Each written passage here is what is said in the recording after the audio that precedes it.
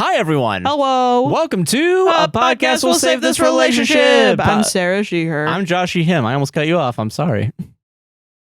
I can't say it. Yeah. F you. CeeLo Green. Yeah, I like that song. On today's podcast, we talked about why we didn't do a podcast last week. Yeah, I went to the ER, but everything's fine. Everything is good. Don't worry about it. You don't have to worry too much. I'm fine. Yeah. And then I mansplained Angels and Demons. As you can see, I have the copy of a book right here. And it was better. And it was better. It was better. And also, I went through it relatively quickly because it was a better movie. Yeah. And then we did our Reddit segment as usual. There's only 9 stories because my last stories, I had a couple ones. They all sucked.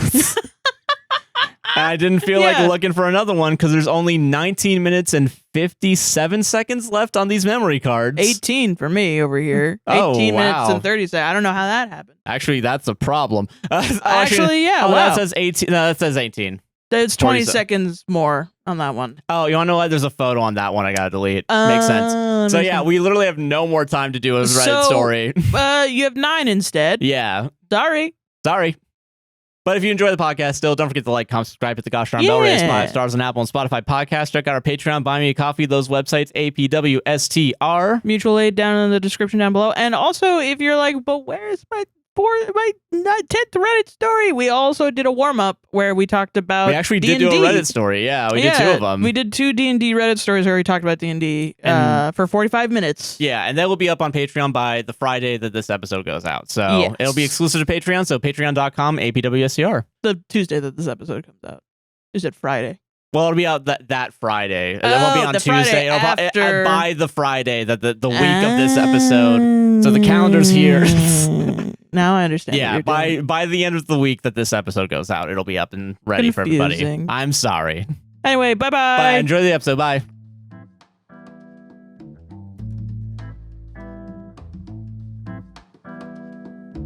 All right. Oh, God. Podcast. How you doing, Sarah? I'm doing good. You're doing good? Yeah. I feel like if you said all right, given what we're about to talk about, people are going to be like, you're not okay? I really do want to quell any worry. Okay, yeah. Because I do feel bad by just for saying... being sick. Yeah, a little, yeah. I mean, there's a higher responsibility, I guess, to not freak people out. Okay, fair. Okay, I understand that. Yeah. I originally wasn't really even gonna talk about the differential diagnosis from the ER. Oh yeah. Because we still don't really have the answers to it, and it could be scary.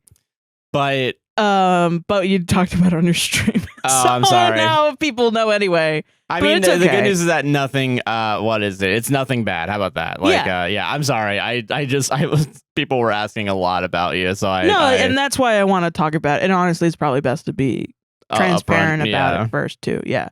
But yeah, no, everything's fine. I went to the ER on Sunday. Well, okay, so let's start earlier. On Friday night, I talked to my friend. I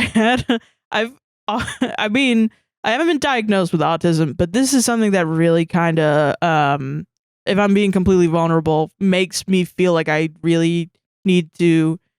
I mean, it maybe not get tested because that seems like a one-way ticket in this politics to not good Not good town. Yeah.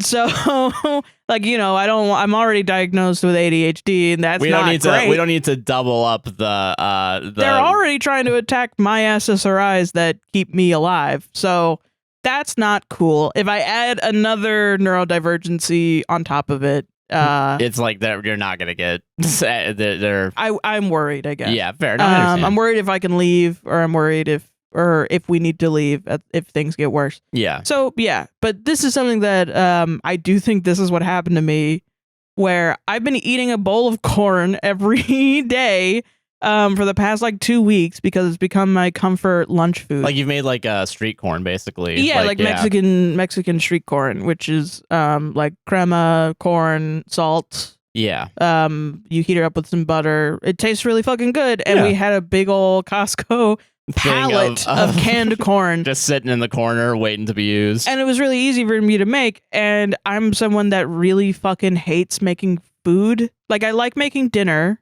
But like lunches and breakfasts and stuff, it's kind of like... I hate it so much. Fair. That's fair. Breakfast, I like a lot of breakfast foods, so I like them. But I like the feeling when you make me breakfast. So... Every day. I assume you do it because you like me. No, I do like doing it. And you like doing well. it. Yeah. So, but if you're ever like, I don't want to make breakfast, I'll do it. I don't care. Okay, cool. Fair. But I hate making lunch, and I don't know what it is. I get it. I do. It feels like lunch is one of those meals where it's kind of it's like, really even hard. when it's like an easy lunch, it's like, I got shit to do right now. It's middle of the day. Even when I was in school and I had to make myself lunch before going to school, I just didn't. I didn't even eat lunch at school.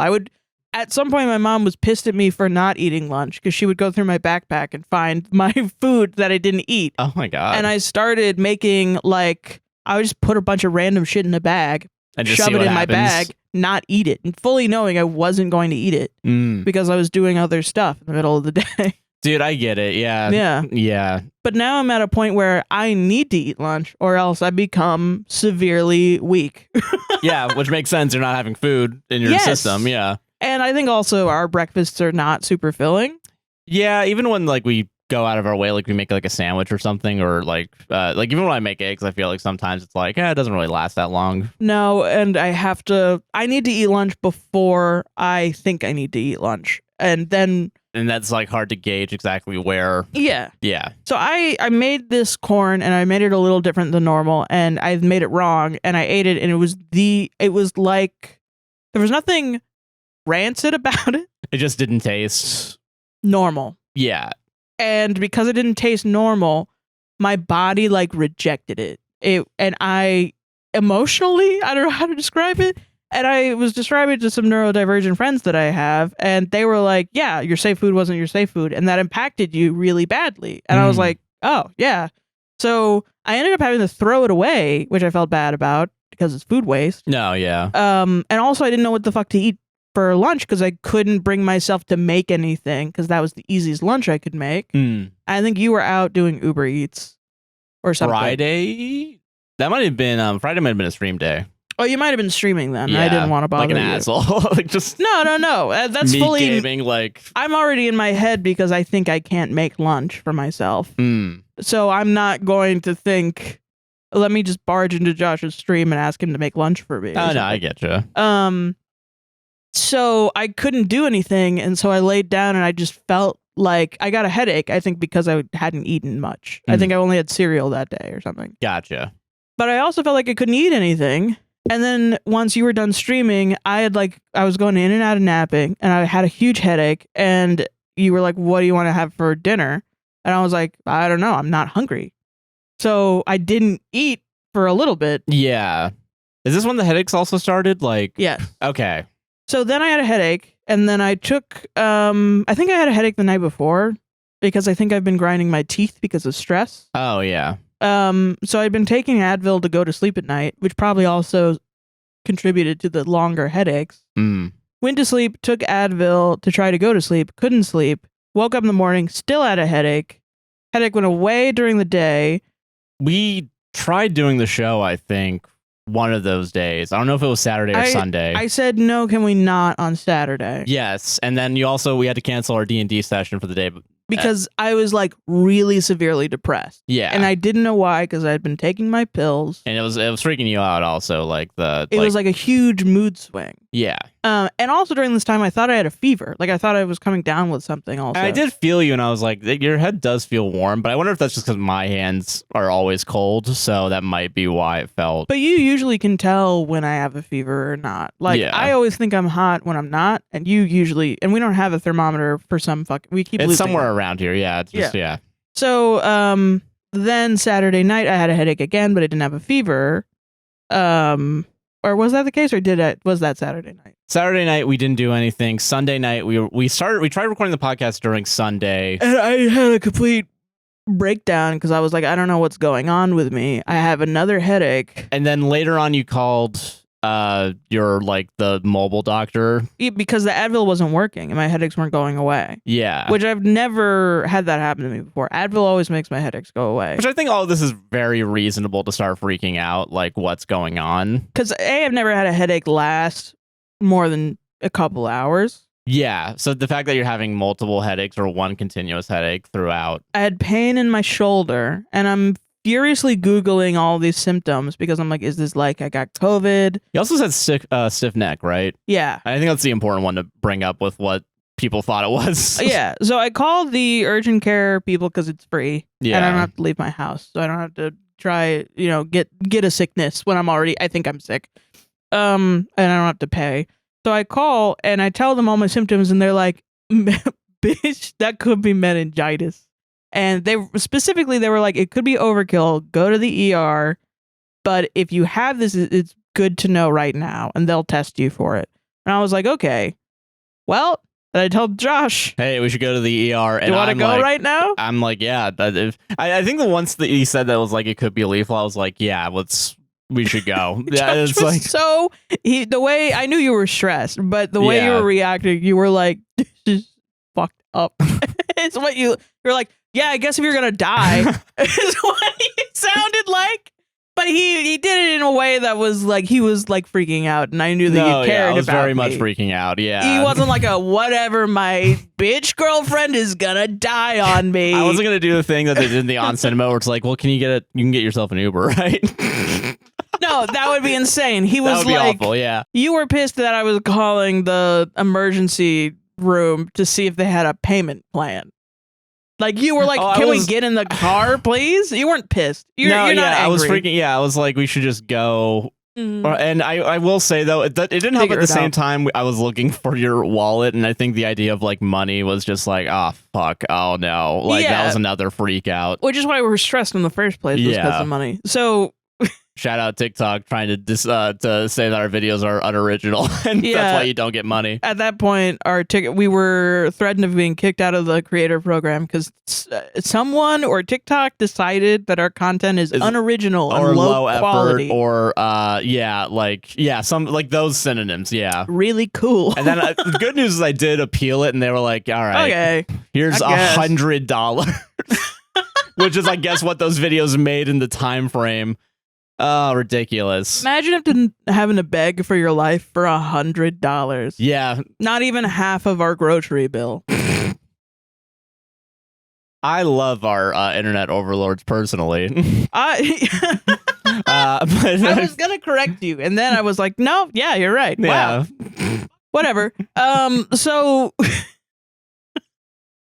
we get into the ER, we go to the ER, I say I have meningitis symptoms.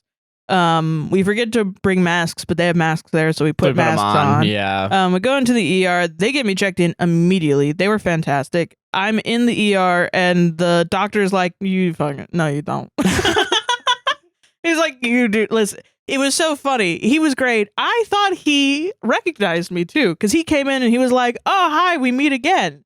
I was like, who are you? Meanwhile, you have your Stanley Cup that has all the stickers, all the APWSTR stickers. So he thought that he treated you at some point before, and then he was like, "Oh, never mind." Yeah. So I think he just probably saw me on TikTok or something. Once, months ago, and then recognized me because he saw me. He seemed familiar. Yeah. Which, I don't know. I thought that was funny. That was weird. I love the concept of that. But he was extremely nice and very gentle and wonderful. But he was like, no, I just had a patient that had meningitis, and it is worse than this. And it would have, if it started a couple days ago, would have increased faster. So no, I don't think it's that. And he was saying that because he was like, I don't want to do an unnecessary spinal tap on you. Yeah, and there are to which I was like, thumbs up. Cool. Me too, bitch. Yes. And I have a weird thing in my eye called Krukenberg's spindles. That sounds fucking fake. But it's a real thing. But it's real. And only 7 people have it. It's extremely rare and genetic. An eye doctor 2 years ago told me, he was like, did you notice, has anyone told you about the pigment in your eye? And I was like, no. And he was like, are you fucking for real? How many eye exams have you had in your life? And I was like, I mean, a lot. When I was a kid, I have glasses. I have to go every once in a while, double check. Because my glasses don't work. Yeah.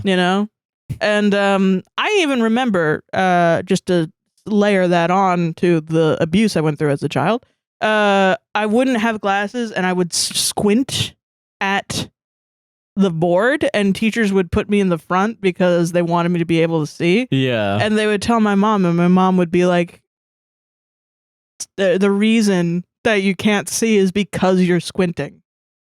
Just pull yourself up by your eye bootstraps, Sarah, and fucking see. Yeah, pull yourself up by your goggles, and you'll finally be able to see. Yeah. Yeah. That's crazy. I know. What an asshole. Meanwhile, my fucking cornea is leaking pigment into my eyeball, which is really and cool. Life is good, right? And I didn't know until I was like 25. Yeah, which you found is this out crazy. Like past few years, yeah. And to be fair to my mother a little bit, I have had many eye exams post-mother, and none of them said anything except for one guy. Because this shit is so rare, nobody fucking knows what it is. Yeah. He pulls out a fucking textbook that he studied in college, and he flips to the page, and he shows me what it is, and he goes, I've only seen this before in elderly patients, and they have it in both eyes. You're young as shit, and you have one eye, which makes it like double rare. Yeah. And you have to go and get eye exams regularly because the leaking pigment could stop the thing and cause glaucoma, which can cause blindness. Yeah. Fun. So it doesn't hurt most of the time because it's microscopic. It's like tiny. But it does lead to some like... It's a possibility it could advance. Yeah. So I was telling them about that, and they were... the ER doctor had already looked at my eye to see what was going on because he was like, maybe it's your eye, maybe it's this, maybe it's that. We're going to test for viral, which all came back negative. He was like, yeah, there's some weird shit with your eye. I couldn't put my finger on it. Well, no, when I told it, he didn't know because I think everybody just looks at it and goes, oh, weird. And then they move on. Yeah. And which makes sense because if you're not told about that, and he's not an eye doctor, he's an ER doctor. Yeah. So I was telling him about it, and he goes, oh, yeah, I did see that. I was like, yeah, they look like little spindles. And he was like, yeah, they did. Yeah. I was like, damn. I really have this crazy shit in my eye. Like, that guy wasn't just hallucinating. It's now been confirmed. Yeah, at the ER. Oh my God. But hey, listen, if nothing else, we got that confirmed, right? That's, yeah, I guess that's nice. I don't know. It's something so crazy like that happens to you after a while. You're like, no. No, yeah. Wow, shit, yes. Fuck, it's real. But no, yeah. So then he did an ultrasound on the back of my eye because he thought his differential was pseudotumor, like the pseudotumor. Crazy. Sounds wild. Which is basically you have the symptoms of a tumor, but there's no actual tumor. Yeah. And the way that they would find it out was like the optical cord would have been inflamed. The optical nerve would be enlarged, Yeah. And so it was like my spinal fluid would somehow get into my brain and cause like a little space. So it gives you the symptoms of a tumor, but it's not an actual tumor. Yeah. Is what they thought it might be. So they do a ultrasound on the back of my eye, and my optical nerve is inflamed a little bit. But like not enough to be like yes. To which I was like, are you fucking kidding me, man? What the hell? There's no yes and there's no no, which is what I wanted. Most shrugs don't feel great when you're trying to figure out what the fuck's going on. Yeah, when you're in the ER, having a doctor being like, I don't know, it sucks ass. Because when it's not something as obvious as like a bone sticking out of your leg, I feel like that would be funny if he's like, I don't know what the fuck's up with this. Which is also, it's 3 a.m., so all the doctors are like, why is there not a bone sticking out of your leg?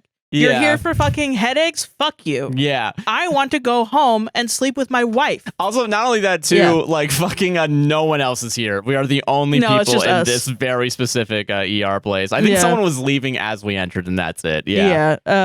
Yeah. So we're getting dirty looks from everyone there, but they're also very, very nice.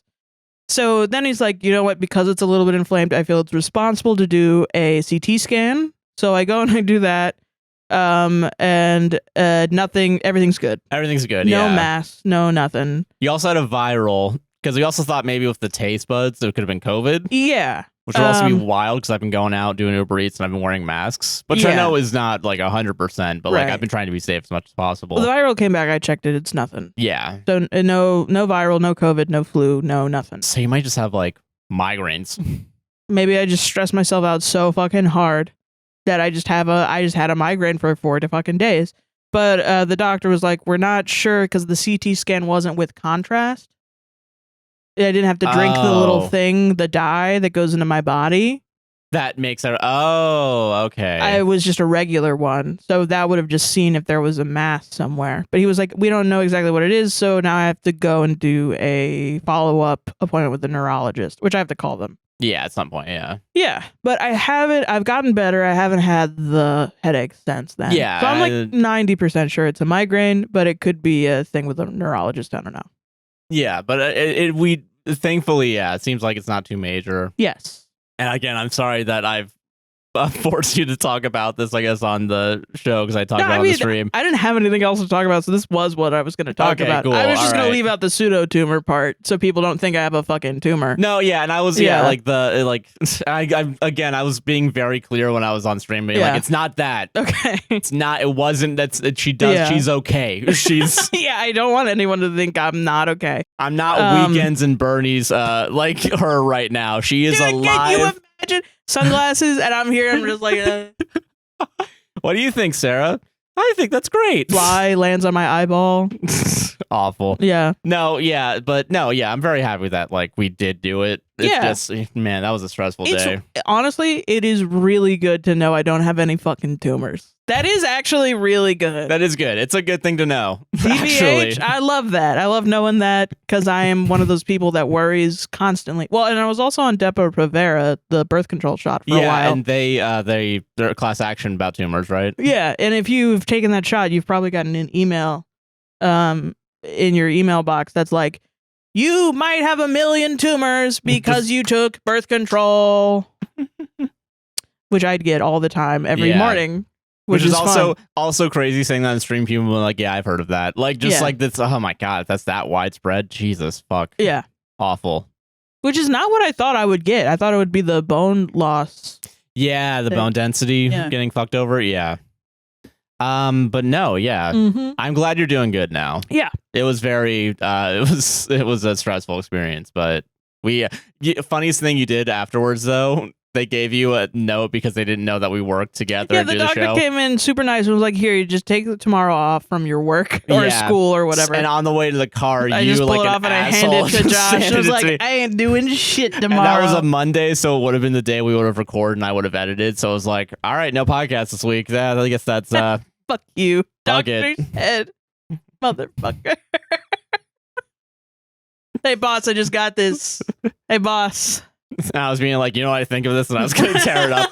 No, yeah. But no, we took the week off, and that was good, honestly. Fucking, good. Yeah, did the taxes. Mm-hmm. Second worst thing that happened this week is I emailed Epic Universe to try and get tickets because they responded so quickly. And they were like, kill yourself. We're not giving out tickets prior to the opening. We're not giving it out. And I'm like, motherfucker, I saw like 20 TikTok people that aren't even theme park vloggers going. And they got like 40K followers. We're sitting here almost half a milli. And you're like, bro, no, I don't fucking want your fucks. Your Reddit fucks. I don't care if you worked here, Josh. I don't give a shit if you love us so much. Yeah. Part of me is wondering if I said we were media as opposed to content creators, because there's two different ones, but also I don't believe that because those fuckers are content creators. Calling them media is really generous. Yeah. Also calling us media is really generous, but whatever. Thanks, Megatron. Yeah. So that was my bad thing that happened this week. And then I was like, all right, I'm gonna look and see like what the cost is for annual pass holders. And it was like too much money. It's like $300 round, like for both of us probably, and I'm including also like getting one meal there. Oh, okay. And then I also looked into like, oh, our passes might be expired, so that we wouldn't have been able to. Made enough money to. Yeah. Listen, if I'm late on utilities, I'm not paying. You're not paying the $400 universal pass. Meanwhile, I'm like, all right, so I'm gonna do Uber Eats 7 days this week. I'm gonna get $100 each night. I'm gonna get the annual passes, then I'm gonna get the thing. It's my treat. We're going to go to fucking Epic Universe. The reason why I do want to go before opening is because I know if we go after, it's going to be in like September because I don't want to be in the heat. No, yeah. And I also feel like I want to do it on a day where everyone's like at school or at work. Oh, so yeah. a Wednesday. Yeah. In the fall. What we could go to Volcano Bay in the summer. That'd be nice. Yeah, you know? Yeah. Though I'm slowly learning as this is coming out. I was like, yeah, I gotta just embrace the theme park person in me. Yeah. The Universal person specifically. I don't go to fucking Disney or SeaWorld. No, we're not going to Disney. Fuck but that. yeah, so that was my bad thing, which I think is equally as bad. Yeah, it's pretty bad as maybe having a pseudotumor. Oh, no, but yeah. It's pseudotumor diagnosis, differential diagnosis. We don't know it yet. I'm acting as if I have it because I don't want to be disappointed by having it. But I don't have it for sure. Yeah, I'm like pretty certain you don't. Yeah. Everyone around me is like, no, you fucking don't, you dumbass. Stop it. Yeah. But hearing that from a doctor is really funny because he's like, you could not have a tumor. Unfortunately. Yeah. It's damn, you're so right, doc. Thanks. You could maybe not have one. Like, listen, I know you're phoning it in a little bit, but like, you can't just put two words together and make up something.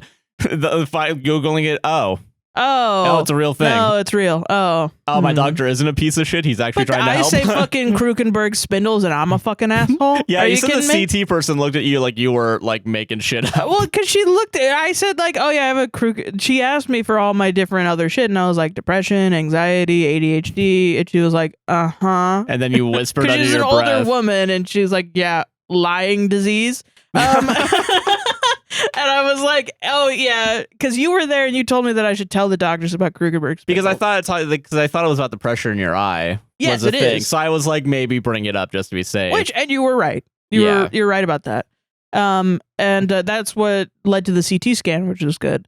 So I was like, oh, yeah, and Krugenberg spindles. And she goes, I'm sorry? Say that again? Krugen, huh? Krugen what? Which is actually what she said. And I was like, Krugenberg spindles?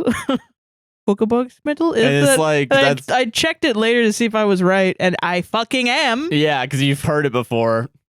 But she was still like, all right. There's a level of me that was like, no, the doctor saw them. He saw them. They're real. Yeah, they're real. I'm not. Bigfoot's real. This is not Munchausen's by proxy, whatever the fuck that is. Munchausen's syndrome. Yeah. Yeah. I feel like it would have been more believable if you said Burglar-Stein syndrome as opposed to Krukenberg. I wish it was called something not fake. You know? Shit, bro. Again, putting two words together and just something's fucked up with my eye disease. Yeah. The condition of having fucked up fucking eyes. Pigment leakage. Pigment leaking eye. Pressure pit. Yeah. School. Tie-dye disease. There you go. Yeah. Tie-dye. Tie-dye. Capital E in the middle of dye. Yeah. Oh God, that's funny. But yeah, no, yeah. I'm happy that you're doing a lot better. Yeah. And I'm sorry that I have to torture you for the next hour. You know, it's better than fucking. That shit was scary. I will say one thing. Going into the CT scan, I was like, hell yeah, I get to have a CT scan. New experience as a human being. But then you get there. And I was literally like clutching my fucking body like. No, I get it. I will say, while you're doing that too, I was in the room, they unplugged all your vitals, so like just the monitor behind me was just beeping every like 3 seconds, like, dead person. Dead person. She's dead. Dead person. She's dead. No vitals. Your girlfriend is dead. Which I know is not the same level as actually being in the CT scan, but it was just like. Well, I mean, like, it's just weird. Like, I don't know why. I guess the whole point at the time I was in there, I was like, man, kids gotta do this. Yeah. Oh God. What the fuck? Horrible. And like at some point she was talking to me through it. And she just like, pressed the thing and there was like a little speaker in the CT thing. And just like this voice from God was like, hey, we're gonna look at your fucking face a little bit more, okay? And I was like, okay. It was just loud, but it wasn't that loud. I don't know how to describe it. It was really like, what the fuck is going on? Yeah, I can understand. Yeah, it feels like, what is it? Like usually, I also have to fight for doctors to do things, and the doctor being like, "No, we're gonna do this right now." It did feel like, oh, okay, well, this is serious. Yeah. Cool. Oh, wow. You know, like I've gone to doctors that have been like, I have debilitating depression that makes me want to fucking die. And they're like, damn, sounds like you should talk to somebody, fam. Can I have a referral to a therapist? Sure, yeah. Call my office in like 17 to 20 business days. Have you thought about just like talking to your mom again? I think that'll fix maybe it. lose some weight, fatty. Yeah. Calling in 17 to 20 business days. Hi, I had a referral for a therapist or whatever. Oh yeah, we don't fucking do that, dumbass. Yeah. Beep. Yeah. I'm like, oh. Shove it up your ass. Yeah. Oh, okay. Call your fucking insurance, idiot. What are you, new to this shit? Fucking Meanwhile, loser. I'm like, I have a weird thing where I have a microscopic liquid in my eye. They're like, get her into the fucking thing. Wii U, let's go. They had the big red button. The hospital like shut down. Yeah. Like fucking, you're not leaving until we figure out what this is. This might be contagious. Well, I mean, you say that, but then he came in and we after not getting the CT results back, and he was like, "So listen, it's 4 a.m. Can you get the fuck out of here?" Like, I don't think there's anything wrong, but like, I don't know. Like, it's at a different hospital. But it's fucking late as shit. Can you go 50, the fuck home? It's 50 miles west from where we are. So, and then it just so happened, like, he got the page, like, oh, it's here. Like, he got it, and it's like, oh, it's nothing. Yeah. All right, you can leave. You can get out. Oh, yeah, great. Oh, yeah, nothing. They're all just whatever. Dude, can you imagine him being like, yeah, sure, it's nothing. Can you get the fuck out of here? That'd be so funny if that was the other guy, too. Like, listen, there might be something here, but, like, just say there's nothing. Hey, can you tell her to fucking... Can you say it's nothing so I got can 20 leave? other hospitals I got to deal with, all right? I got 36 guinea pigs at home that need to be fed. Right now. They're probably eating each other alive. Yeah, it's pretty fucked up, actually. Yeah. She's ruining my night. Yeah. Oh, man. But yeah. No, everyone was very nice. Everyone was very nice. Yeah, we're being very, They were very kind. I'm very, It was good stuff. Yeah. All right, I guess. I don't have the other book on me. My mom still has that one because I do know that we have the other one. You do? So I think so. Wow. I think she does have the illustrated version of Angels and Demons. People were really mad that we said everybody's mom read the Da Vinci Code. Why? Because they were called out. That their mom age, yes. And they told us to shut up and to be quiet. And I'm saying I've heard that from my mom before. I will say for reference though, Angels and Demons, this isn't your mama's Da Vinci Code. You did like it more. I liked it more. I don't know if I would go and say full. It's a better movie. Yeah. Which is not, the bar was pretty low, but it was like an actual movie with plot points that kind of made sense. Okay. But there's still a lot of logical leaps that have to be made. But I do appreciate by the end of it that they kind of say like the shit that happened, like it's just one guy doing everything. There's all this Illuminati shit that's made up. Hell yeah. Fuck yeah. I like that way better. Yeah, then you're the son of Jesus. You're the daughter of Jesus's bloodline. Yes, yeah. That was stupid. That so you're was saying dumb. he might have jumped the shark a little bit? Yeah, and then this one's like you got close to the shark, but then you decided to self-immolate right at the end. That sounds like a James Bond story. Yeah. All right, so Angels and Demons. Yeah. Technically, if I'm not mistaken, is the first book in the series, but it wasn't the popular one. This is the estranged brother of the two. Yes. Older brother. Yeah. This is the estranged older brother. Because it's first. Yeah, the first one. Yeah. Maybe I have to look something up after this because I have some bad news for you. There's a third book in this trilogy. Which means bad news for me?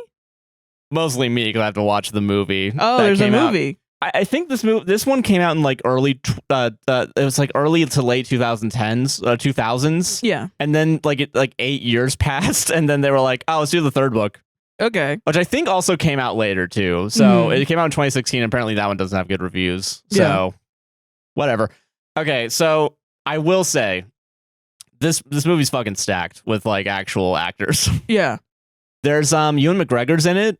Oh, now I have to watch it. It's Ewan McGregor's in it. There's a guy that's like the head of the Swiss. I was gonna say cartel, the Swiss Guard. Swiss cartel. Yeah, the Swiss cartel that full protect of holes. The Swiss Guard. Like he's I know him from a bunch of other places. Like I don't know his name right off the top of my head. So you know everybody knows my beef with Matt Damon, where I think I for some reason hate him so much, even though he's a perfectly fine human being. Like, yeah. And he seems like a very nice guy. Yeah. But wow, do I think he's a mediocre actor for some reason. And so we have our podcast, Sarah versus Matt Damon. Which we do have to record someday. Maybe even this week. We haven't discussed it, but I mean. Nope. The opposite of my Matt Damon, my movie nemesis. Yeah. My movie Jesus Christ is as in somebody that I love with my whole heart, but makes shitty movies. Yeah. Is Ewan McGregor.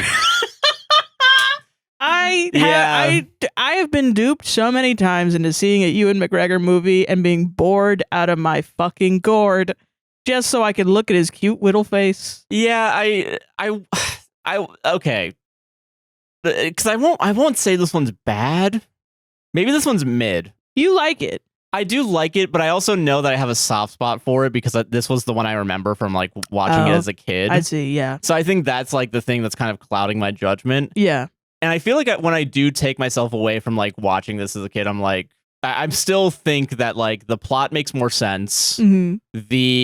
It's more believable, even though it's not really believable if you Google CERN and like what they actually do. Right, yeah. Or if you Google Illuminati, or if you Google Tom Hanks, like it's still like, don't Google any of these things. Yeah, don't Google any of them if you want to watch this movie. Especially Tom Hanks. Especially Tom Hanks. Yeah. So it's weird. Yeah. It's in this like kind of weird like mishmash of good and bad, where it's like, I will say this one is also directed by Ron Howard, and the direction is actually good in this one because they don't do any of that bullshit like let's go in the past to see the people getting burned on crosses because they're witches or wizards or whatever. Except for the motel scene at the end where everyone stares up into the top right. And then there's a full moon and it says a Ron Howard production around it. We've been watching The Studio. That was a good episode. Yeah. We have to watch the newest one. Yeah. But yeah, so it is better than that. Yeah.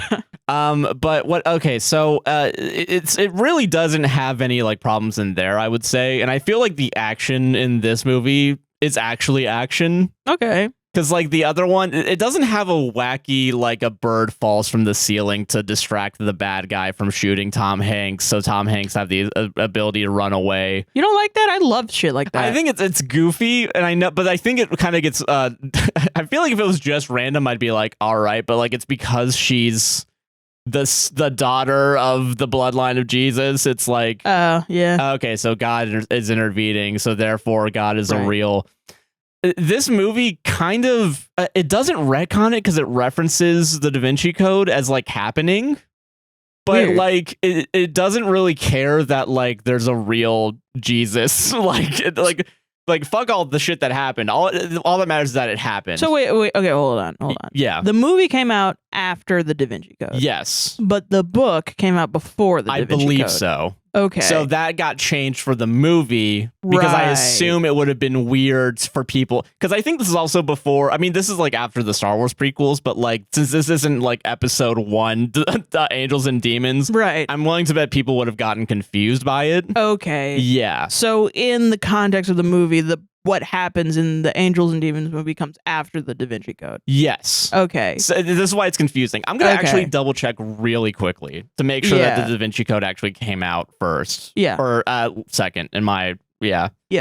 Because I think you're right. I want to say I'm right too, because I remember everyone was really annoying about that fact for a little bit. Yeah. Which is why I'm bringing it up so people aren't being annoying about it. Yes, Angels and Demons was first because that came out in 2000, and then 2003 is when the Da Vinci Code book came out. Apparently 2006 is when the movie came out for the Da Vinci Code. Right. And then I believe like this is like 2008, 2009, something like that. Okay. I'm not going to Google it just yet because I don't fucking... Oh, 2009. Okay, it's right there. Okay. So, okay, yeah. So, yeah, that's why it's kind of confusing because in the beginning they reference it because like... okay, so it's not Jesus's bloodline and like the Catholic Church or the I guess it's Catholic Church kind of like it's they're not like it's not about like them controlling like the secret that Jesus fucked Mary or whatever. Right. Yeah. This one is about like the Pope and the Illuminati. Okay. And I think the thing that's more intriguing about this is that it's more of a power struggle. Eventually is what it is. And it has actual like I mean, I will say Ewan McGregor acts his fucking ass off in this movie. I love him so and much. I will say Tom Hanks is also doing a good job, and the person that he's with, who I don't know the name of, sadly, is also doing it. I think that everyone does a relatively good job, but there's still it just feels like my sister described all the books as like the way that she's been told about him is that like, yeah, so it's like Robert Langdon's like super cool and he always gets the girl. And it still does happen in this, and it's like, yeah, okay. Okay, so it's the power struggle between the Illuminati and the Catholic, the Pope, the Catholic Church, right? Basically is like the Illuminati has returned after 500 years of not doing anything. They went into hiding or whatever, and now they're coming back as the Pope is being chosen because the Pope died like 9 days ago. Yeah. And like there's kind of a question of, oh, was he murdered actually? Yeah. More interesting than Jesus fucked, right? Yeah. Yeah. Yes. So, and like, which, by the way, we have to watch that Oscar movie about that too. Which one? The murder mystery about the Pope dying. Oh yeah, we have. Oh yeah, we have to watch that. Yeah. With Ralph Fiennes. Which probably is a better movie than this. Probably more interesting. I bet it's fucking baller. Yeah, we do have to watch that. Yeah. Movie starts off with Ewan McGregor as like he's a priest. He was like working directly under the Pope though, basically. Like he was like the Pope's first hand man or something like that. And he's destroying the Ring of the Fishermen, which in the movie, I'm gonna say this again because I said it last time. Assume everything I just said is bullshit. Right, religious wise. Yeah, religious wise, Illuminati wise. Tom Hanks wise. Okay, so I don't know why I keep doing that. Yeah. Fuck it, whatever. Religion, Illuminati, Tom Hanks. Yeah. Tom Hanks is a good actor. I swear to God. Yes. Okay, so so is Ewan McGregor. Okay, so Obi-Wan Catholicism. As how I wrote it. Okay. He's really sad. He's denting he breaks the Ring of the Fisherman because that's what you do with the Pope. Yeah. And then when the new Pope comes, they have a new Ring of the Fisherman for them, and they're gonna start the Vatican apparently mourns for 9 days before they decide to take the next vote, where they get all the bishops from all around the world to come in and and I will say it's really funny that they show the bishops coming in because they're all just like smoking cigarettes and talking to each other like, oh, we just got to do this bullshit. This is fucking dumb. That is so not what happens. Yeah, it's very, very funny. And there's like just people like taking like camcorder videos of like the Vaticans. Olympics of religion. Yeah, the Olympic Village where all the popes fuck each other.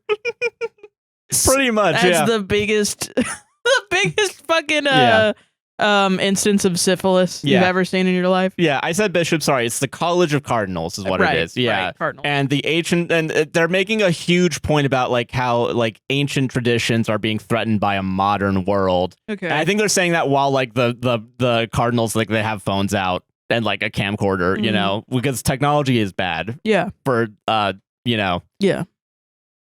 So, at the Large Hadron Collider, whatever it's called. The LHC, which is, I believe, in Geneva, I think. It's like 50 miles away from the Vatican, apparently, or like a 50-minute airplane. It's like something 50. Okay. Yeah. Yeah, if you look it up real quick. Yeah. On the Franco-Swiss border near Geneva, Switzerland. Yeah. Okay, yeah. So meanwhile in Geneva, at the LHC, the Large Hadron Collider. Collider, yeah. I'm gonna say hard-on collider at multiple points. I'm sorry because I'm just I don't know how to say things. Yeah. So meanwhile they're about to do like a particle collision or whatever. So and then there's Vittoria, who's the lady love interest of the film. Eventually, that Robert Langdon's gonna fucking he's gonna get the girl. Yeah, he's gonna get the girl. Yeah. And then like she's talking to like another researcher who's also like a priest, kind of. Okay. Because I think he's wearing the priest thing with like the white collar and the button up. Yeah. And they're making like a big statement of like, oh, we're gonna find like the God particle, is like what we're trying to do. Oh God. And and I remember reading in the book too, where it's like, I think you just proved the building blocks of religion and science combining together. Is like the main point of where the book kind of goes, but not really, and also in the movie. But okay, I don't think that's what the God particle is. I don't believe so either. Because I remember when everyone was talking about it, people were like, actually, it's kind of fucked up that it's called the God particle because it really has nothing to do with religion at all. Yeah. It is just, from what I understood off the top of my head, is that it was a particle that innately attracted things to it. I think you're right about it, and it's weird that it's named that. Because they didn't know why particles would group together. Yeah. And they were trying to find the particle that caused that to happen. Yeah. Like or why it happened, and they found out that it was a particle that was going around and causing these things to group. Yeah. To follow. The way it was described to me was like there's a famous person in a room and people are flocking to the famous person. Yeah. As he walks through the room. Yeah. That was what it was. I think you're not off track with it. I don't remember off the top of my head. And the movie doesn't really care about it. It's about the metaphor of what the God particle is. But the God particle exists in real life. Dan Brown saw the words God particle and was like, what if that was like religious? My eyes, our money. Yeah. In a I'm gonna make a fuck ton of money. Let's go. Yeah. And it doesn't really also like the MacGuffin of the movie. While you talk, I'm gonna look up what the God particle is. Yeah, well, okay, but like this really doesn't matter what the God particle is. I know. I just want to tell people. Because what it actually, the MacGuffin of the movie is actually antimatter, if I'm not mistaken. Okay, yeah. Okay. The God Particle, a 1993 book by Nobel laureate Leon Lederman and science writer Dick Teresi, explores the search for the Higgs boson, a then theoretical particle. Lederman, a former Fermilab director and particle physicist, uses storytelling and explanations to guide readers through the world of particle physics and the fundamental building blocks of the universe. The book also delves into the groundbreaking experiments that have improved the understanding of the cosmos. That makes because if it's being the Higgs boson, whatever it's called. Yeah, the Higgs boson, the elementary particle that decays quickly. It is very unstable, has no electric charge, and zero spins. Yeah, because those are like the building blocks of a lot of other, if I'm not mistaken, of other things. And that's why they make it a big deal, because like they're saying that like this is the particle that was made by God, I think. Right. Yes. Which is why I think they call it why they call it that, though. I don't think it is, but I think there's another reason. It's in the context of the movie, that's why it's called that. Oh, wow. Okay. Basically. Cool. Because the priest, this happens in the book too, but with a different experiment. So, yeah. Okay, so the priest is like, oh, this could be like the thing that unites religion and science together. Because the religious understanding of how the world was created was that God created it in 7 days. The scientific understanding of how the world was created was the Big Bang. So, like how many billions of years ago? Right. Yeah. And so now I guess what they're trying to say is God created the Higgs boson to pull these things together to create the Big Bang, which then created the world in 7 days. Kind of, yeah. Which honestly, that was in the movie Noah with fucking there's a beginning montage of it. Really? That I thought was smart when I was 14 years old. Okay, fair. When I saw it in theaters. Yeah. Probably older than that, honestly, if I throw my shame away. Yeah. But yeah, it was like a montage of things like that. Yeah. I think this movie does a lot more. This is the movie showing restraint, because in the book, because I remember reading this part, they have an experiment where like a guy's about to die. So they have him in like a chamber, and like they have a scale on him, and when he dies in the book, he loses some weight. So they think that's the proof that there's a soul to humanity, and that's like the actual bridge between religion and science. And what they don't realize, he just pissed and shat himself. Well, it would still go on the weight, Sarah. So check the atheist. It fell off. Oh, it fell. Yeah, they They didn't put him in a box. They put him on a scale. Yeah. But no, or it went into the scale and it fucked with the electric. The numbers, exactly. So, so that happens in the book. Doesn't happen in the movie, because I think Ron Howard was like, that's dumb. That's stupid. Yeah. And I think after the first movie, he was like, okay, we can pull back on explaining all this bullshit. Yeah, because I will say I have a joke that only some people will get. Ron Howard was like, that's fucking stupid. The existence of the soul was in the relation of the mind unto itself, where the spirit lies. Read fucking Kierkegaard, you dumbass. Kierkegaard at a gravesite. Let's go. Okay, all right. But okay, so that doesn't happen, and I think Ron Howard shows restraint because also the puzzles that like are left. It's not like the head of the secret society, right? Left like blood on the floor and like said, "Go look at the Da Vinci painting," to go look at a different Da Vinci painting. That does kind of happen, but it's not a dead guy. It's like what is it? I'm gonna spoil the movie. Ewan McGregor's the bad guy.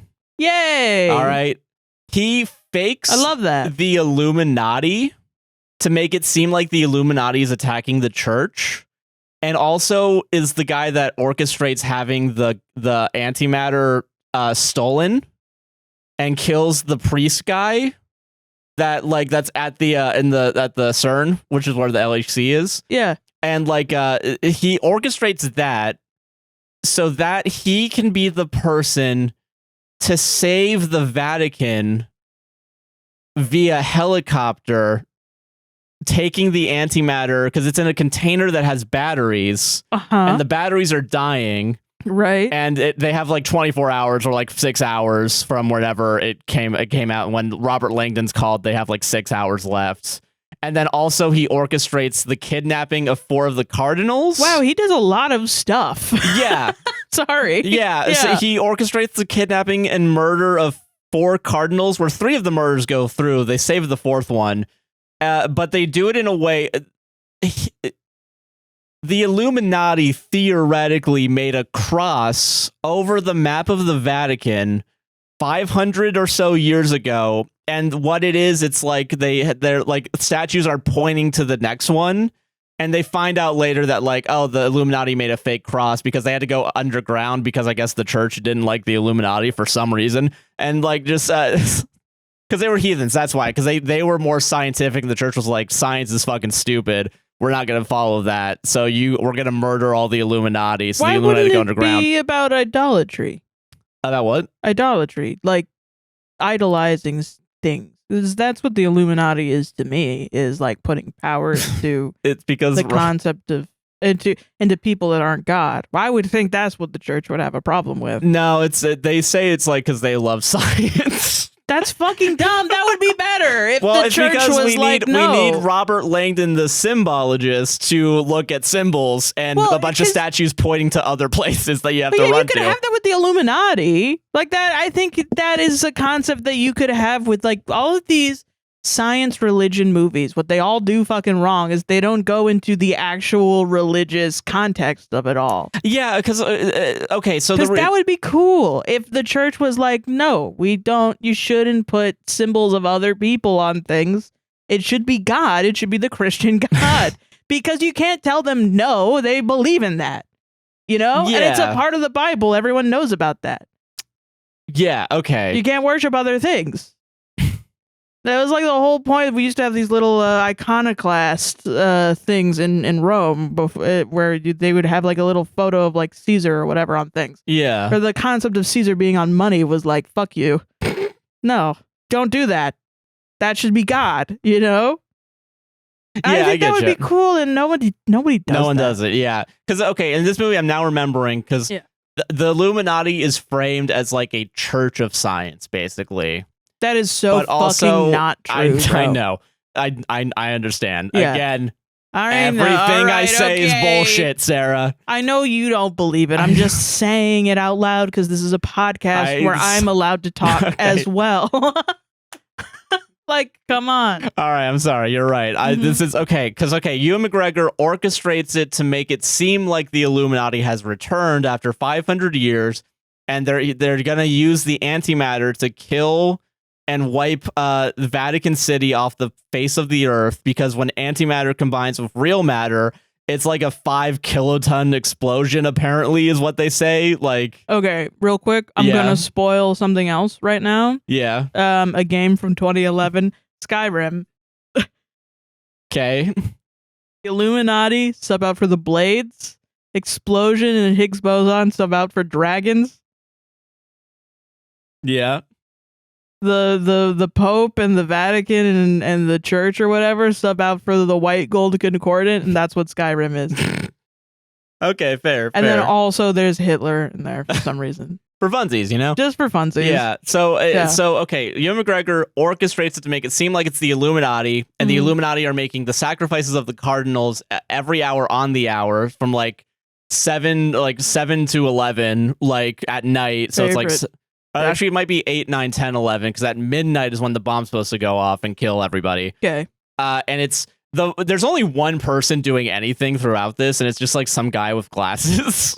How dare he? Yeah, like he's the one that's doing all the work. Right. So we know that it's just like one guy. It doesn't seem like it's a large group, but like the guy's also like doing secret encoded messages with someone else that we don't know. Right. It's Ewan McGregor. Yeah. But he's doing all the stuff, right? Whatever. He gets killed off by Ewan McGregor because he got to get rid of the evidence. Ewan McGregor saves the day by taking the antimatter that's about to, like, the matter's about to die and explode. Yeah. Because he used to be in, like, the whatever the equivalent of, like, the Air Force is. He used to be, like, a pilot, so he knows how to fly a helicopter. And there's a equivalent of the Air Force in what country? Vatican City or maybe even Switzerland. Some around there somewhere. Okay. Yeah. Okay. Maybe even just Italy. Just flat out Italy. Yeah. Just flying planes. Yeah. He flies planes, and he can also fly helicopters. And at the end of the movie, not the end of the movie, but like he saves the day by flying it like a bunch of miles into the sky, but not so far that like it doesn't make sense. Like, he flies it up there. He leaves the antimatter in the chopper while it's still ascending, and jumps out with a parachute. That'll save you. Yeah, from the antimatter explosion. Yeah. Okay. And it doesn't happen yet, but like they all are like, oh my god, he's sacrificing himself for us. And then he starts coming down on the parachute, and it's like, whoa, what the fuck? And then the bomb goes off, and then the It literally, and this is not a joke in the movie, like as he's going down, he's like just flying fucking everywhere. As like also like all the big TVs where they show the smoke coming out of the Vatican. Yeah. Is like they're all just like dropping down, and there's like just signs and shit flying. Like Tom Hanks and Vittoria, they have to like just not miss like getting hit by something that knocks over like 4 cops. Yeah. Awesome. Baller. But also, Ewan McGregor, like, as he's coming down, he hits the fucking ceiling dome somewhere on top of the Vatican. Okay. So, and he just, like, flops around. Yes! And he is still alive. I love my boy so much. I don't know what it is about him. I saw The Men Who Stare at Goats in theaters, and it was really funny because on the ticket was small, and on there it just said goats. And we went there at 11:30 p.m. and it was middle school, so it was like, out late. Yeah. To see Ewan McGregor movie with George Clooney. Where they all get really high on acid at the end of it. Yeah. And it's a really good movie. I really liked it. I don't remember it since then. I know it was about Afghanistan, so it might have been really bad. Yeah. But whatever. I liked it at the time. It was funny to a child. Yeah. And I remember using it as my bookmark in school, and my teacher finding it and being like, why the fuck did you go to the movie theater at 11:30 p.m. last night to watch Goats? Why the fuck are you watching Goats? You are a child. And also, you don't talk to anyone. You read Harry Potter and Warrior Cats books in the back of my math class, and you answer all my questions. So what the fuck? What is happening? Do you have parents? Strange child? And I was like, no, The Men Who Stare at Goats. And he was like, oh, the movie where they all get high on acid? Where are your parents? What is her phone number? Yeah. I'm calling the cops. But I love the way he acts, because he always somehow does like all of his body work, like the stunt work. Yeah. It's so fucking realistic and awkward every time. I will say in this one it's very unrealistic, because it's like also I think CGI for sure, where it's just him like ragdolling. They should let him. Yeah. But he survives it, right? The whole reason why he's doing all this is because he wants to become Pope, even though technically he's not allowed to be, because he's not one of the cardinals. He's just a priest. Yeah, he should have lived a whole different life. Yeah. Yeah. So what he does before all of this is he poisons his dad, or not really his dad, like his parental figure. Okay. And then also murders the Pope in the same way because they both died from like being poisoned. Like their pills got switched out for like a poison that like just it wouldn't come up in an autopsy, which they don't even do autopsies on popes apparently, or like anyone here in the Vatican.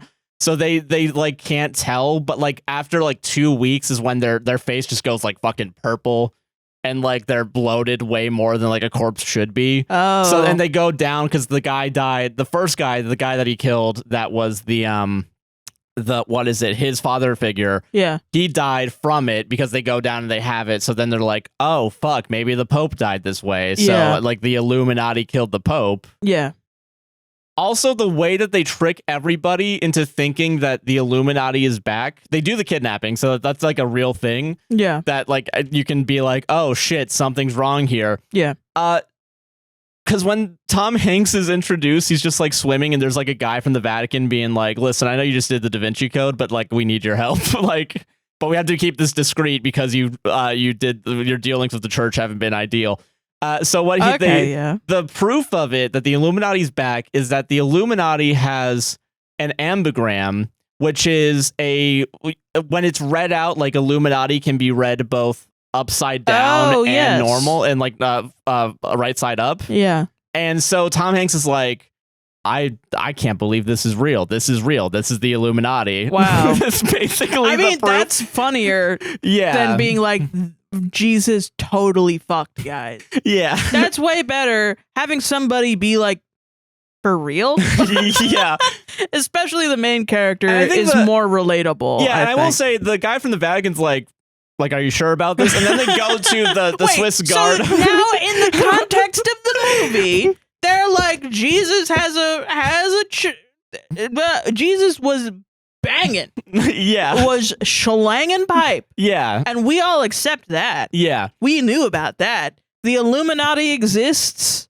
And they're like, damn, I don't know. for real? Is this real? Yeah. Bro, stonemasons are real. Of course. Like, what do you mean? Yeah, so, okay, but... I don't believe in the Illuminati, I will say right now to everyone. Yeah, and like, what is it? The, what the fuck is it? The other proof that they have is when all the cardinals die, like, and they're, like, sentenced to death.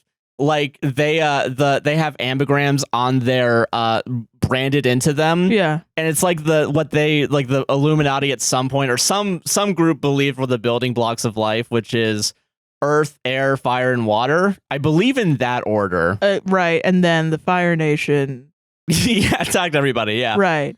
So I don't even remember what the earth one was, because like the guy's just like dead. Like, they were like, we didn't think about that one as much. Yeah. We didn't do that one. I think it was like hanging or something. I don't even remember. Whatever. So, okay.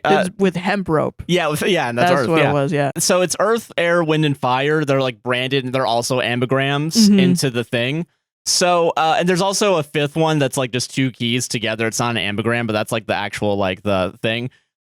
Also, Tom Hanks the entire time is like, I want access to the Vatican archives because I got to finish a book. And they're like, all right, we'll let you down there, but like, don't do anything.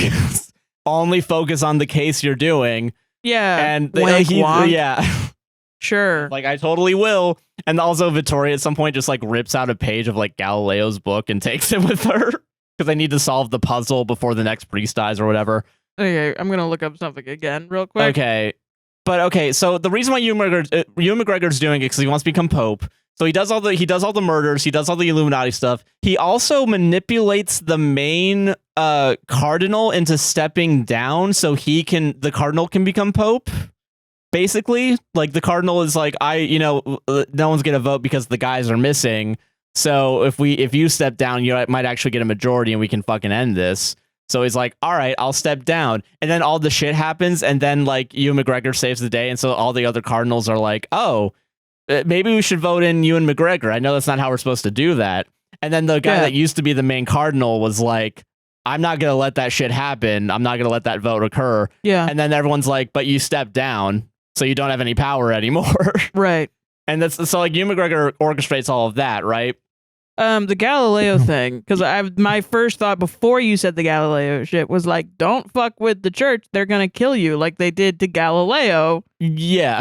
For proving the sun-centric Yeah, the which I think they bring thing, up in the movie. Because, and then you said the thing where she tears out the page, which I assume was like an offhanded thing. So I was going to look it up because I don't remember if the church actually killed him or not. They didn't actually. Oh, yeah? What happened, it was like secondhand kind of. They like, the Inquisitors sentenced him to life imprisonment and he died in his house because he went insane. Damn. Or he had some sort of disease. Yeah, I think they bring it up a little bit in that regard. I don't remember what they actually say the thing was, because it feels like the conspiratorial part like of the movie is like the church actually did it or whatever. Yeah, well, that's what I thought. And I think that's like what people that don't know about it, haven't looked into it, probably think. Okay. It's like the common, it's like the Dan Brown. Or the like, people think that like Van Gogh cut off his ear and ate it. Oh, yeah, like those misconceptions. Yeah. Okay, that's fair. Yeah. Okay, Ewan McGregor is doing all this, right? And I'll save the last part of it because it actually matters what happens in the plot. Yeah. Which actually felt weird watching this movie being like, oh, shit that actually happens matters. Yeah. That's nice. Movie has a plot. Yeah. I mean, so far, I'm actually way more interested in this than the other one. Yeah. So Tom Hanks arrives to the Vatican, meets up with Victoria because Victoria knows about the antimatter. Like, she's the expert on it. And is like, it's going to kill everybody. Yeah. And like the Illuminati, quote unquote, they set up a camera of where the canister is. Mm-hmm. So they're also like, okay, we're gonna shut off the power so we can see, because it seems like it's lit by artificial light. So if we shut off power in different sectors of the Vatican, we can find out where it is, right? Yeah. Which is an important detail because they do shut off the power at a pivotal point where Tom Hanks like almost fucking dies. Yeah. With also like the assistance to the Swiss Guard head. Okay. They arrive and the Swiss Guard head is like, this is like bullshit. You're a symbologist? What the fuck is that? Like, he's making fun of symbology and is like, this shit is stupid. Great. Good. Thank you, audience stand-in. Yeah.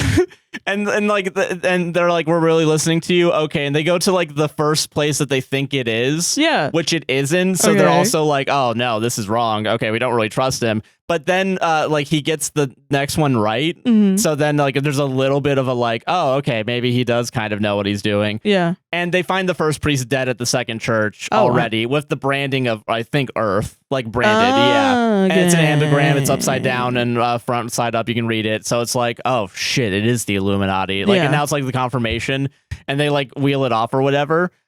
I want to say the next one is air, because they have to find out the next statue, because all the statues point to the next one basically. Okay. And eventually, like, they find out the last one because they don't really know where the statue's pointing. They find it, or which statue it is like pointing in the right direction. See, this is where the movie's losing me. A little bit. Like, it makes a big cross over the Vatican. Right. But that was set up by the Illuminati 500 years ago with Galileo and Newton, probably. I don't remember. Newton was in the first one. I don't know why they wouldn't bring him back for the second one. Right, because they're the anti-science beefing with the church ass people. Yeah, basically. Whatever they're anti-church, pro-science beefing with the church. Yeah, so they've secretly left codes for other Illuminati people to find out where to go for like their secret meetings also, like inside the Vatican as well, because they were commissioned to do sculptures. Like, I guess like, this is where it does lose. It sounds like the boring parts of The Omen where you're like, can we please go back to the kid killing his parents? I just want to watch the kid kill his parents. Please. Can he just trick his mom to fall down the stairs again, please? Oh my God, I do not care that you're in Israel and you're trying to find some shit. I do not care. I want to see the son of the devil kill his parents.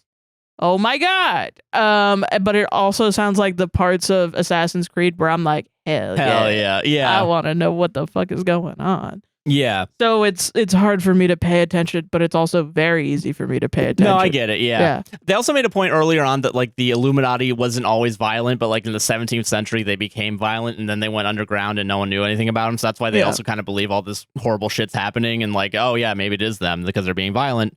Because the church fucking put them to the underground, whatever. Yeah. So, okay, yeah. Like, so, again, like, the guy still really isn't believing Tom Hanks. Yeah. I'm going to double check and make sure. So, like, Tom Hanks has to go to Obi-Wan Kenobi to figure out, like, to get access to the Vatican archives. And, like, I do want to bring the scene up because it's I guess important, kind of, but like Ewan McGregor basically asks Tom Hanks, like, do you believe in God? And Tom Hanks is like, I believe. He like has like a non-answer, and then Ewan McGregor is like, can you just answer the fucking question, please? And Tom Hanks is like, I mean, I guess as a kid, and then he's like, all right, you can go down, you can see all our sensitive information, and they get the Galileo thing. Okay. and they're like, but because also Ewan McGregor is also like the one orchestrating all this, which was really funny to think that like he's still like pressuring Tom Hanks into like. And like also acting like, what the fuck is going on? What's the Illuminati doing here? Funny. But also he's the only one being like, there's got to be a way that he's also being like, there's got to be a way where science and technology can merge with religion, even though apparently he doesn't actually believe that. Like he's actually afraid of the modernization of the church, which is why he's actually doing this, to take power and usurp power. Yeah. Even though he's not a cardinal, but he's gonna convince, because he saved the day. The Cardinals are going to be convinced to vote him in because he saved the day, even though he's not supposed to, right? Because he's not a Cardinal in that thing. But like, you can just, I guess it's like, you can just like write any name on a ballot. Like you can like put like Mr. Peanut on your presidential ballot and like no one bats an eye. Yeah. Okay. Like I put Baby Nut on. I put Baby Nut on there. I forgot about that, and I was living a good life up until this moment. Baby Nut. Everybody remember Baby Nut right now. Also, meanwhile, the conclave is like, we're still going to do the vote. I don't care about this bomb shit. I don't even... And they're also like... They're straight up like suicidal. Like, they're like, well, it's my time. Like, God deems it, so we'll be fine. Yeah, they're religious. Yeah, so, and like, and Obi-Wan like puts the lock on sadly and is like, all right. Also knowing fully well if all this goes to shit. Yeah. I guess I'll kill these guys too. Fuck it. Yeah. If my plan doesn't, if my really fucking weird plan doesn't even have one hiccup, it's fucked. Oh well. I'll be the last one alive, last pope alive. Yeah. So, all right. What is it? What is it? Some of this I don't need to say. Whatever. I don't give a shit. Okay. There's a lot of like a Roman numeral shit where it's like, oh, it's D and 3. It's like 503 is what it is. Oh, it's crazy. So that's where that's the address of the place, but that's a misdirect. So it's actually at the other place. It's not the address. I'm being an asshole right now. But that would make more sense than whatever the movie said. Who fucking cares, man? Yeah. So yeah, what the fuck is it? Also, because they stole the paper, the inspector general, like, because there's an inspector general that invited them, and like it was originally their idea, and then there's the head of the Swiss Guard that's like, this is stupid. Like they just kind of follow him around. At some point, it's not this one. So, okay, the air one happens to be right in the middle of St. Peter's Square, where everyone's crowded around waiting for the smoke to come out, and like all the news reporters are like, it's still been 3 hours and nothing's happened. Back to you, Jan. Yeah. It takes like a long time. They really are like, but also there was a weird shit happened at a church like 5 miles away from here. Pretty crazy. Back to you, Jan. I get this prop comedy. Can these popes hurry the fuck up? Like what? Boy, these snooze fest with these fucking popes. Yeah, it's a boring, long decision. Yeah. So the next one is air, and the more at 11. More at 11. Yeah. So the next one's air, and it happens to be in St. Peter's Square. So the guy with the glasses that's killing all the popes. I don't remember how they killed the first one. It probably matters, but whatever. We put Subway Surfers next to the popes so that you can pay attention. Yeah. All right. So like they go to the second one, and I remember this one because it actually has like an impact a little bit. Like they go to the second one, they go around. It's like a fountain that has like an angel, I think, like breathing air, and that's the reference to air that the Illuminati left behind. Guy with the glasses is dressed up like a pope, as we find out in like a second. So like he kind of blends in with the crowd, so no one sees him apparently puncture the lungs of the cardinal that's supposed to be killed here. Whoa! And you don't see it. Like it happens at the hour of the bell. Like the bells ring, and that's how you know the hour has begun. And that's when they actually does the murder. So he does it, and he just like walks away. No one notices him puncturing the lungs, and just leaves him to crawl up the stairs to the statue, the fountain. Oh my god! And like a little girl sees it when like she drops her like teddy bear, and like the teddy bear gets soaked in blood.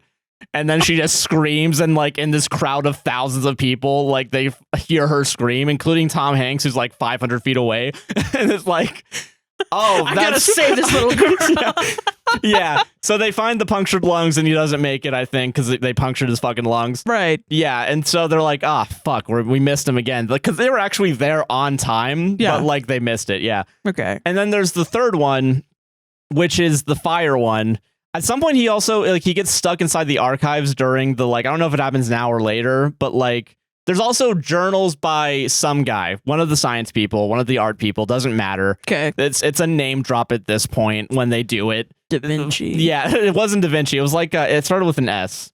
I'm not gonna be able to find it in these notes. It's okay. Whatever. Okay. So all right, while this is going down, Ewan McGregor's also like, guys, fucking leave. Like, so I can kill someone. Yeah. Well, because he's playing it off like I'm trying to be really compassionate, and like he like even the Cardinals are like, don't evacuate the square with all the people in it while the bombs are going off, and don't evacuate the conclave that's going on. And Ewan McGregor's like, we should evacuate. And they do clear out the square when they find the Cardinal with the punctured lungs. Yeah. And then like an hour later, they're like, open that shit up. Let him back in. We gotta let him back more. in. And like you see all the people just like running to be at the front of where the Pope. I gotta go be a Pope. Yeah. Yeah. So okay, the third one's fired. They find the church like right as like the guy sets the priest on fire, like hanging up like this, right? Like arms stretched out. Of course. I think there's also a cross, probably. Whatever. Yeah. And like just like all the benches are in like a pile and like just lit on fire, and like he's like. Completely, yeah. Okay. So, but the guy with the glasses is still kinda there. Cool imagery. Yeah. I kind of actually like that. And the guy with the glasses is still there. And like Tom Hanks, the inspector general that invited him in the first place, and like 7 cops are there. And like the guy with the glasses like slits the throat of the inspector general and just like starts shooting everybody and almost gets Tom Hanks, but he gets away like at the last second. And then he's like, I can't go underground. I got to do the next murder. So he just leaves. And then Tom Hanks gets rescued, and like he gets the map for like the entire Vatican, and he's like, oh, it's across. I know where to go. And he also has to like convince like 2 cops to be like, listen, I know they told you to bring me back to the headquarters. Let me go to this statue. I know where it's gonna happen. He's gonna die there. Yeah. And then the cops are like, yeah, all right. And so they just go. And he gets there at like 11:58 or whatever, and then like a van pulls up to the statue, which is a fountain also, but it's like a deep fountain. Yeah. And like there's a guy like just strapped to a gurney. That's the Cardinal, like strapped to the gurney. Yeah. And you see the guy with the glasses just push him into the fountain. And Tom Hanks is watching him do this. It's not funny. And he's like yelling like, hey, whoa. Hey. And then the guy with the glasses like does that, like Don't he does kill like my Pope. he like gives a little salute and then closes the door and drives away as Tom Hanks is yelling for help to go save this guy. And no one comes at first, but like Hanks dives into the fucking fountain. Dude, do you like cow tipping? What about fucking Pope tipping, bro? A little more deadly, but a little dangerous. Yeah, a little dangerous. So like he jumps in, and like the gurney's like super heavy because it's metal, so he can't really save him. But like there happens to be like a air tube nearby because the fountain's making bubbles. So he puts it in the mouth, and then finally a bunch of other people come and save it. Like a bunch of bystanders come save him, and they're the only guy that they're able to save. So he just tied up a cardinal and lit a bunch of shit on fire, killed a bunch of cops, and killed a bunch of cops. And then for the water guy, he just pushed him into a fountain. Yeah. Also, okay, the Earth guy. I remember what happens. So the Cardinal there was put underground in a church and like was like on dirt and earth, and like apparently he was already dead enough to where like rats were already like getting on him and like poking out his eye or whatever. Whoa. Yeah, and like he had the Earth thing on him. That's fucking and like he was cool. just like sitting there like dead. Yeah. Whoa. So yeah. I like that. So that was the first too. one, and then there was the air puncture, and then it was the setting the guy on fire, and then it was just drowning. Tip him in, yeah. See you, Tom Hanks. It's the equivalent of like taking somebody's chair out from under them in science class. Pretty much, yeah. So okay, meanwhile, Victoria's plot is like she's trying to find out more about like what the fuck is going on with the Illuminati. So she like takes journals, but at some point the Swiss guard head takes the journals away. And then like from Victoria, like they move it while she's gone. She comes back, the journals aren't there, and she yells at him like, "What the fuck are you doing? I want to see the journals." And like he has them open out, and he just closes like his desk drawer and is like, "Yeah, you're not getting this." and Victoria's like, should I trust you? And then the guy also is like, "Should I trust you?" And then Uno reverses like some shit like that.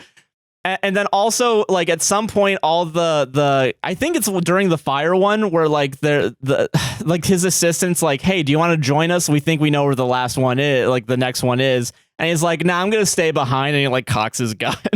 I think, or, like, puts it in his holster, and everyone's like, "What the fuck?" A little sus. A little bit suspicious, maybe. Yeah.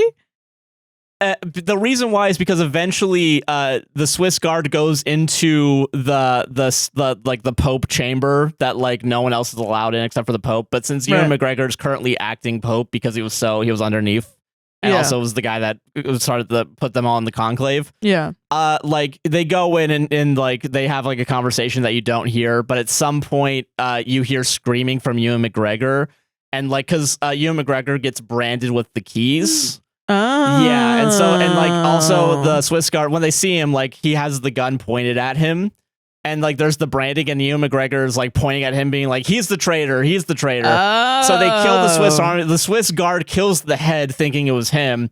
There's also throughout the movie, there's like an assistant character to the head cardinal that accidentally doesn't become the head cardinal anymore because Ewan McGregor manipulated everyone. Right. Only the Swiss Guard and the assistant to this cardinal knows that Ewan McGregor is the bad guy. Yeah. So the cardinal comes in and the assistant's like, "You're a traitorous piece of shit," and like goes to try and kill him or like beat him up, and then gets shot also. So the two people at this point that know about Ewan McGregor being the bad guy is dead. Because the reason why the Pope has medicine is because he's prone to seizures, I think is what it is. Like whatever thing he has, like he has something. So the Swiss Guard secretly put cameras inside that Pope room. So that way, if he has a seizure, they can go and protect him. Wow. But apparently Ewan McGregor doesn't know that. Oh. So he accidentally outs himself as the bad guy because the conversation's recorded. And you can see it. Like Tom Hanks and Victoria eventually find it after all the shit happens.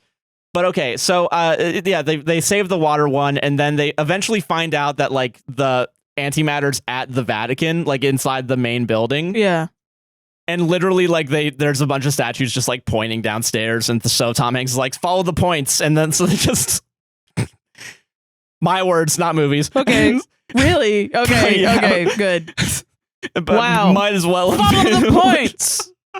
And so like they keep going, and then like the points end up in like a room that doesn't seem like it has anything in there, and then like the Swiss Guard that's around them are like, "All right, let's go to the next room, whatever." And then Tom Hanks finds a really obvious secret hallway, and they go down it, and like apparently actually no, it's not. It is at the Vatican, yeah. Where they're at right now is not the Vatican. It's like a different church. Oh. That was supposedly where the Illuminati held their secret meetings. Because all of it points down there. And also the like triangle is like on the floor somewhere. Yeah. And apparently at some point, the Vatican had an escape route that happened to go to where the Illuminati like made their meetings. Yeah. That's also how they're able to really quickly get back to the Vatican to find the antimatter bomb or whatever. Mm-hmm. And the guy with the glasses is there and is like, "The reason why I'm not going to kill you is because you're unarmed and like you haven't done anything bad to me." And like he also like the guy with the glasses is very much like he seems religious, where it's like they made me a sinner, like is kind of like one of like how he rationalizes being able to murder all the cops. Oh yeah, wow, yeah. And so like he just holds them up at gunpoint for a second and is like, "Don't follow me," and like takes whatever like important piece of information they need. Yeah. And takes it and runs away. Also, he has an escape car. He has a getaway car that Ewan McGregor set, and he gets in and has an ignition bomb, so he just blows the fuck up. Whoa, okay, yeah. okay. Well, and like it happens while Tom Hanks and Victoria are running past, and they're like, "I don't know," and they just keep running. Okay, we have a bigger bomb to worry about. Right, yeah, we have bigger bombs to deactivate. Yeah. Okay. So sure. They go there. The bomb is like underground, and it's underground, and like they find it, and like apparently because it's cold, the lithium batteries are draining faster, which is apparently a true thing. Like cold does fuck up your lithium battery. Oh, I think extreme temperatures of any type does, like heat or cold. Yeah. And so Victoria's like, I don't know if I can switch the batteries out. We only have like 3 minutes and it takes 10 minutes to do this. Yeah. So Ewan McGregor just like snatches it and runs upstairs to the helicopter to bring it all the way up so it explodes in the air. And then he's the savior when he comes down on the ground, like with the parachute. Yeah. And everyone applauds him and everyone claps for him. And like eventually Tom Hanks goes to the Swiss guard's desk and like there's a secret compartment that he finds because he's a symbologist, I guess. And like he just opens up like a camera screen and it's like, oh, there's cameras in that office. Do you think they recorded? Huh. So all this could have been fucking solved like 3 murders ago? Probably, yeah. Okay. Well, it could have been solved like 1 murder ago when the Swiss guard guy head went in or whatever. Yeah. So they find out that the Swiss guard guy was actually framed, and so was the other guy that got killed by the Swiss guard themselves. Okay. And so they find that out, and then yeah. Ewan McGregor, like, he gets all cleaned up after surviving an antimatter explosion. He gets all dressed up like a neat little priest. He goes to the conclave, and he gets there, and like all the cardinals are just like standing and staring at him, like disappointed, like. And there's also like 2 Swiss guard guys start showing up, and then so Ewan McGregor just like turns around and starts walking away. And then the head cardinal, who's now back to being the head cardinal because this is all bullshit that all just happened, is like, stay a bit of a distance, but get him, like do this quietly, like arresting him or murdering him or whatever. Oh, okay. So Ewan McGregor's like walking down this like long hallway, and then there's like 5 more guys like slowly walk up, and so he starts like picking up the pace.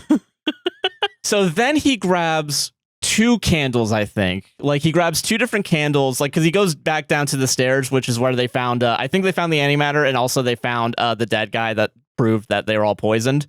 So he's like running downstairs, and like the guys kind of like start chasing up and following him. Yeah. So he pours 2 candles. One of them is out. He pours the wax from that candle all over him as he does like a prayer, and then uses the other candle, throws it to the ground. He's fucking engulfed in flames, and the Swiss guard can't do anything. They're just staring at like, what the fuck is happening? And that's his character. He's dead now. Oh, because his plan didn't account for cameras. So damn. Yeah, he's now no longer the ultimate science versus religion. Yeah, technology. Science wins. And then Tom Hanks and Victoria, like, they get to see the Pope. Like, eventually the Pope gets selected, and like the ash is white or whatever the color's supposed to be. Oh, right. And then like the head cardinal like thanks Tom Hanks and gives him like Galileo's book for his book, and is like, just make sure it comes back to the Vatican when you die. Cool. Yeah. And they get to see the Pope walk out and like get cheered on by all the people, and then that's the movie. That's it. Yeah, he fist bumps, says, nah, don't you forget about me, please. No, you forget the Pope. Yeah, Ron, and then it pans up to the moon, and it's a Ron Howard film, yeah. Yeah. But yeah, that's the movie. I left out a lot of shit because I didn't want to talk about the puzzles, whatever. Yeah. It sounds better. It is better because they don't really give a shit about that much of the history. Like, the history's kind of like just in the background, where it's like, we got to find the guy with the punctured lungs and shit. Yeah. I think when you have an attitude of like, this is not completely accurate, we know it's just a good mystery. Yeah. Then that's when these types of movies become good. Yeah. And I think they did take it a little less seriously. Yeah. And I do appreciate that because it was a much better experience. Like, I didn't have to pause the movie and being like, what the fuck is happening?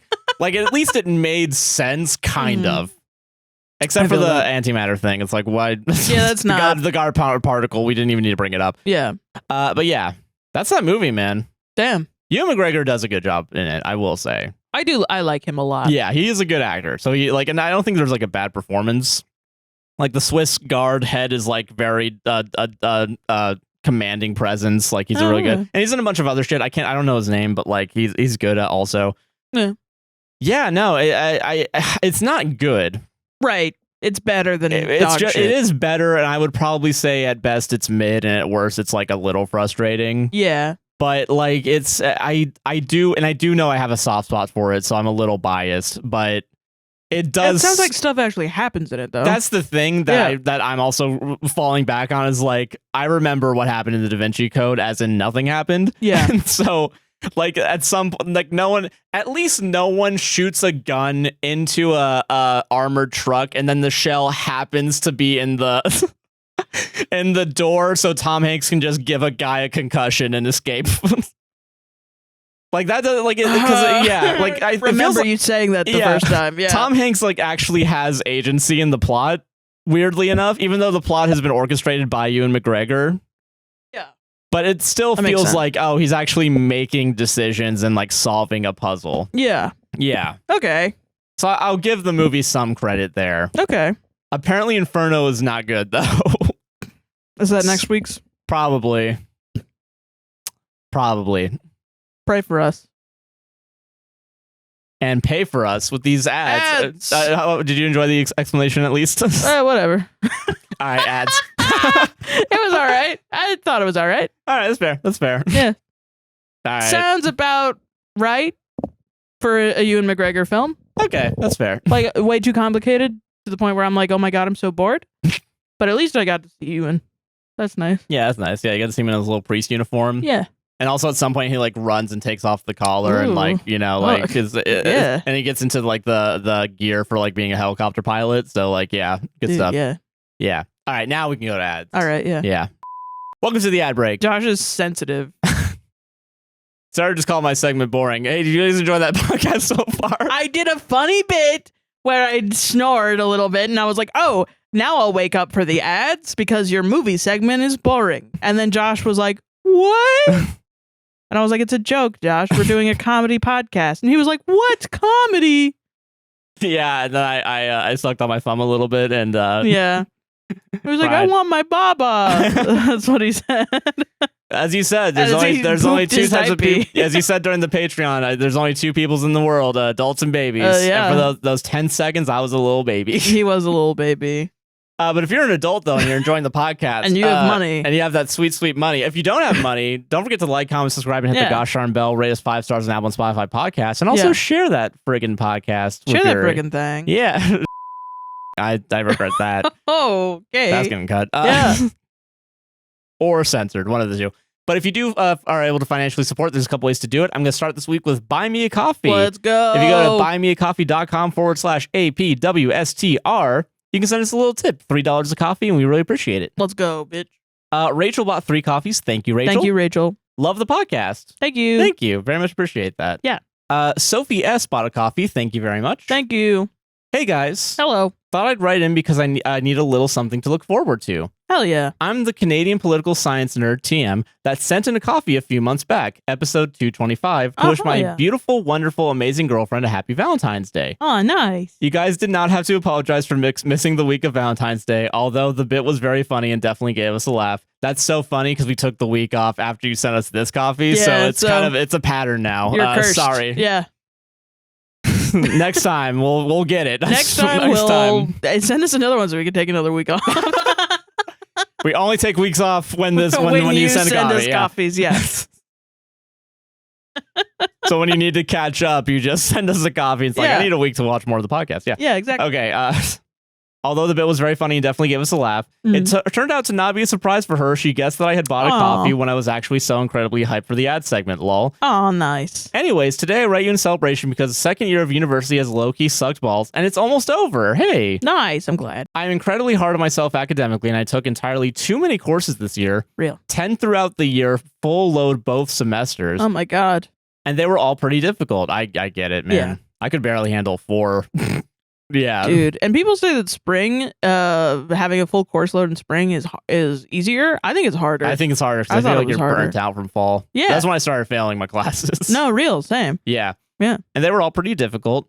This has led me to low-key not sleep an entire night since September, and my brain has turned into a whole bunch of mush, lol. Oh my god, yeah. Good news is my last exam is on April 15th, so when this pod comes out, I will most likely be done. Ah, hell yeah. Hell yeah. I do generally love university. It's definitely not right for everyone, but it's right for me.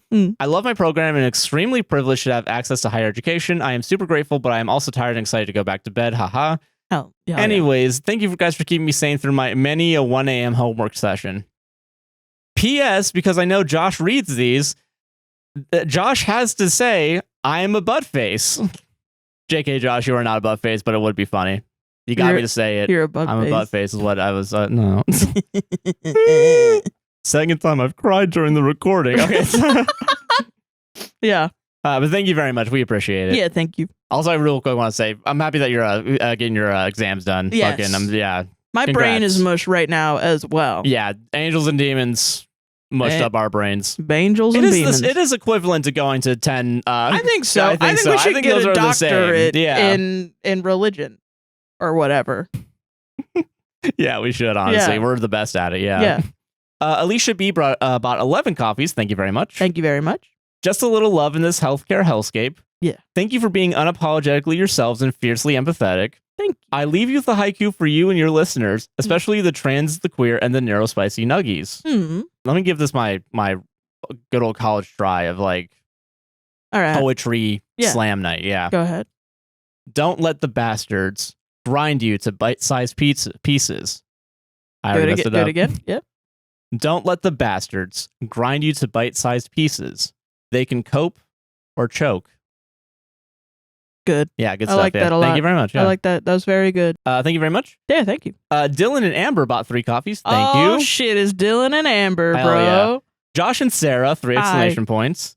We hope you guys are doing well and Sarah is feeling better from her trip to the ER. I am, thank you. Hashtag we love Sarah. Hashtag can't slay this queen. So true. It's Amber's birthday on the 24th and she will be 31. Wow!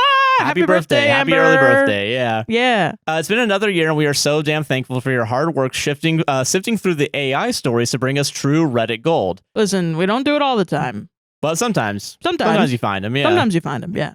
You get some Reddit silver. You get some Reddit Thanks silver. for the Reddit silver, Reddit stranger. bronze, yeah.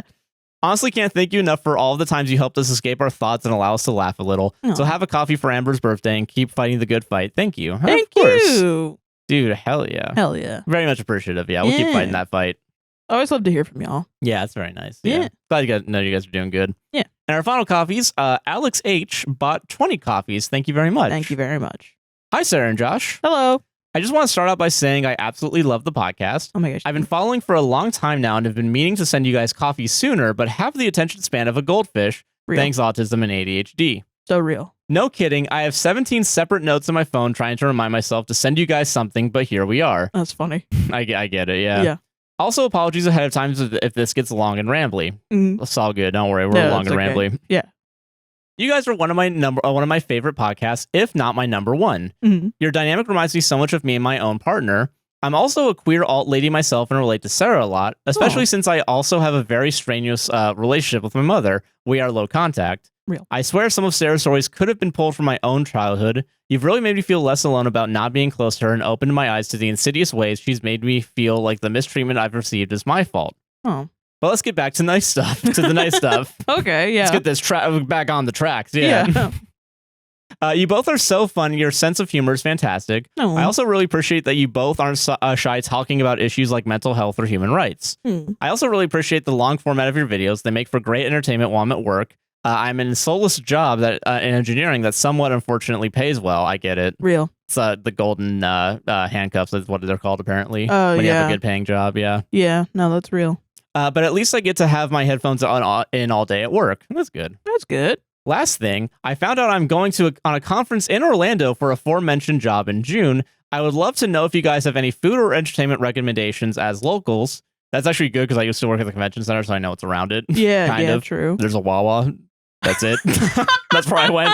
I wasn't going to the pub for dinner, but yeah. Yeah. I love trying new things and figured you guys could give me better recommendations than Disney World. I am from Indiana for context, if that helps at all.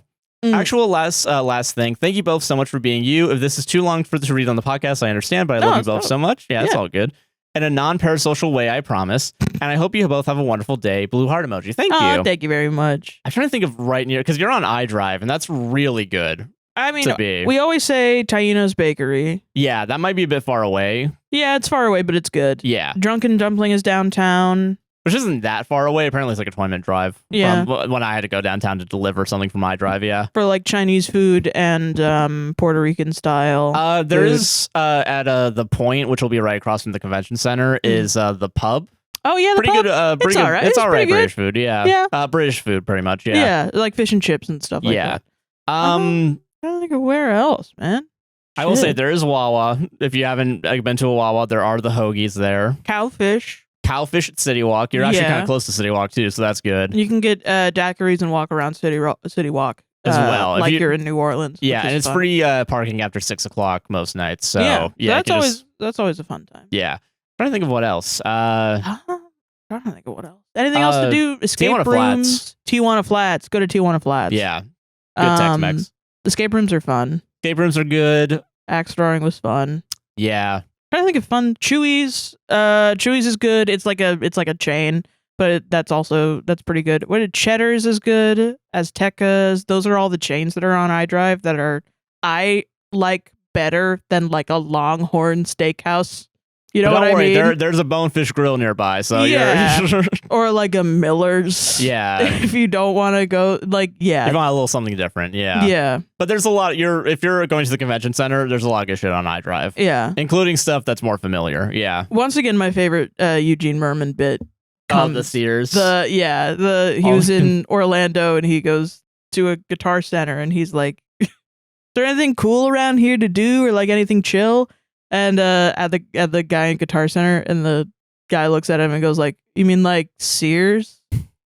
Yeah, that's a good bit. Yeah, it very much describes Orlando. Yeah. In like, yes, there's not a lot of cool places to go, but there are cool like like little places around. Like there's also if you're ever over in the Colonial Plaza area or Cimarron or something like that, there's oh my god, what's that Mexican place we used to go to all the time? It was really good with the tacos. I don't remember.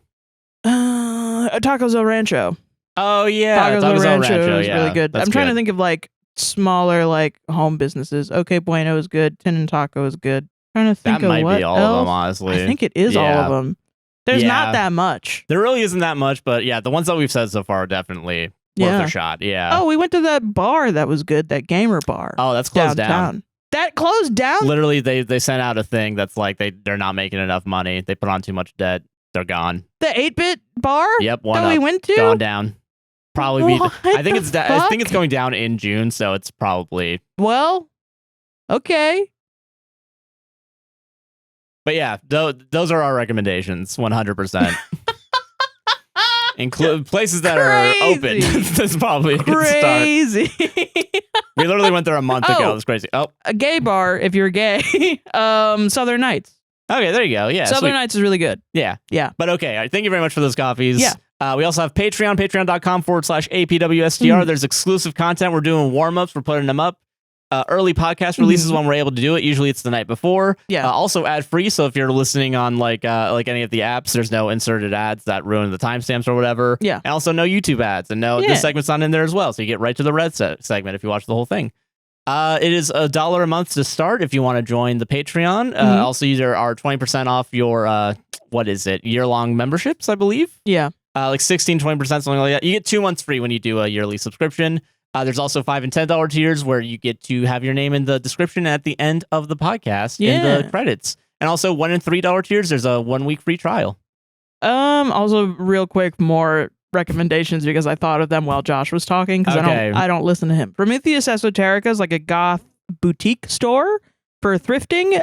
They're really cool. They have a lot of cool shit in there, but they also have like a lot of taxidermy and stuff. So if that's not your bag, don't go. But they have a lot of shit there that's really cool.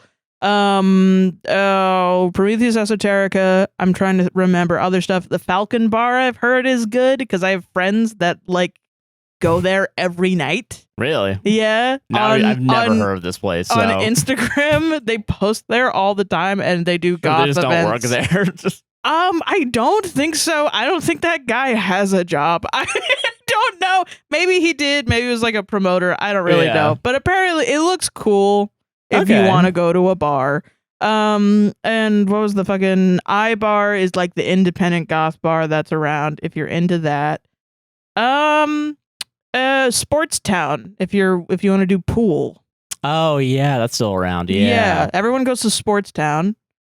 Pom Pom Sandwiches has been there forever. Beefy King has been there forever. Yeah, those places. All right, that are like local Orlando spots. Yeah, a little bit more local. Yeah, so that's anyway, there. Yeah, okay. Mutual Aid. Yeah, Mutual Aid. Palestine Congo Sudan. GoFundMe's, California Wildfire GoFundMe's, Hurricane GoFundMe's. Red cards are in there for your rights on when you're talking to ICE. And they translate from various languages into English. Yeah. They're in there. Yeah, I'm trying to think. Oh, we both have cameos also. To go back to the support for us, because I forgot about a couple of them. Yes. There's the cameos. There's also our throne wish list, which we have to actually update and put stuff on. Yep, at some point. But then there's also, I stream on Twitch, twitch.tv, guy nicknamed JC. Use that Prime sub, please. Thank you. Yep, and merch. And our merch is currently going to PCRF. So, yeah. Thank you all for listening to this ad segment. I think that's everything. Yeah, bye-bye. Bye. All right, Reddit time, man. Reddit time. These stories are 2 weeks old, so I don't remember them. And if any other podcast did it, we were going to do it first. No podcast is doing this one. Okay, good. Okay, it's D&D Circle Jerk. The title is, Am I Being Bullied? We should put more like vocal sounds in the titles of our I want to know if we're being contemplative, you know. Things that make you go I also want to if you're angry you should put like a grr. Yeah, I like that. Or if you're frustrated like a that's what you do when you're frustrated? Or like so while you were watching the Da Vinci Code you were sitting there going yeah, I'm surprised you didn't hear me. I know. Yeah, I'm right next to you in the room. Yeah, I was in the other room suffering from my pseudo tumor. Oh yeah, fair. Yeah, joking. You don't have one. Hi, I'm a bright-eyed new player delving into this new and cool hobby with a table consisting of a high school bully running for a group of smaller, identical high school bullies. There is a small part of me that suggests I might be getting targeted. Or possibly even bullied here, but I really can't be sure, so I have to double check with you guys. Is it normal if, and then there's a bullet point list. Oh, yeah? Is it normal if, 1, nobody else ever takes damage? Yeah, okay, all right. 2, enemies teleport to me and cause me to explode instantly. 3, there is a house rule to rebalance spellcasters that makes it so when I, the only caster in the entire campaign ever, casts a spell, I explode instantly. Well, that's just a balance. Yeah. That's not really targeted. Me lighting a torch, parentheses, I don't have dark vision, end parentheses, causes the natural gases to ignite, parentheses, I explode instantly, end parentheses. Me asking how to make characters has the GM make me explode instantly. Everyone else has stats over 20. The other players are asking the GM to enable PvP so they can turn on me and make me explode instantly. This feels realistic because I feel like a high school bully table would only think this is the one way you can hurt someone on, and this actually has happened somewhere. Yeah, I like the B plot that they're not even that creative. Yeah, they're really kind of. I'm kind of desensitized to the explosions, honestly. Yeah, is this okay to ask? I hope this post doesn't make me explode instantly. Edit. Wow, this post exploded. That's crazy. That's crazy. Thanks for the gold, Reddit strangers. Top comment. OP's DM here. Sleep with one eye open tonight, punk. I'm gonna make you fucking explode. Dude, you're gonna get my fucking lunch money. Dude, that's so good. Yeah. That's so fucking good, actually. I will say I'll use this silly post as an opportunity for you to be straight with me, Jack. Okay. You are a fighter, and I do fight you a lot because you have the highest AC, and I don't want to kill anybody. Do you ever feel like I'm targeting you unfairly? Not in a way that doesn't make sense. Because when I do the most damage, I get a bunch of people being like, "Take that fucker out first." Right. Yeah. Yeah. And we'll get the scraps later. And you're usually at the front too. Yeah. Yeah. Even though I'm not the leader of that particular campaign for sure. Yeah. Yeah. Yeah, no, because also I want to protect people too. Like I have the shield and stuff. Your I whole don't feel thing. targeted. I feel like I would feel targeted if it was happening probably in both campaigns that we're doing. Well, okay, I will say in the other campaign, when you started playing Stephen Jenkins, you would run headfirst into combat, which I did not expect because every other character you've ever played has literally run away from combat. So it was like all of a sudden you were like, I need to show off for the new people. Yeah. I'm going to run straight in with my bard character. Yeah, and I'm still alive, so... after being rezzed multiple times. Even after you fudge the numbers and rolls to make sure I didn't die, yeah. Yeah. Yeah, no, I don't feel targeted. Okay, good. I feel like if no one ever got hurt, like in this post, I think I'd be a little suspicious. But yeah. like... The thing that feels realistic is that there's so many posts I feel like I see because I edited some TikToks for this week since we didn't do one and we didn't do a podcast and I had to get shit out. I re-listened to the one that was the guy asking if he was the asshole for reporting a coworker for harassment. Right. And that's why I'm kind of like it is weird that like when bad things happen to us we're like, is it me? Did we deserve that? Yeah, like. And I do think I think there's a level of shame that everyone is supposed to feel, especially in American society. Yeah, coming from a Protestant background. Because I think that there's a level of that, the like Protestant hardworking. If you're not working, you should feel shame. Yeah. That just exists.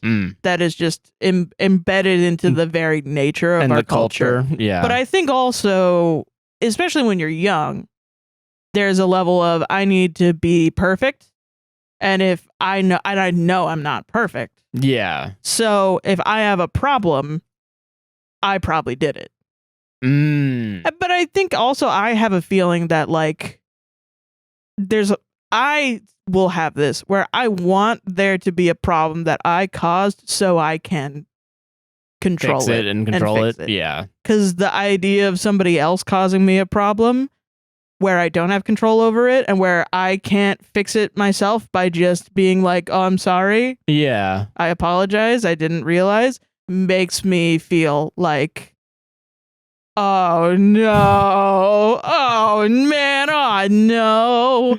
Which, I mean, goes into this because it's the like, I'm getting bullied. Yeah, what the fuck? No!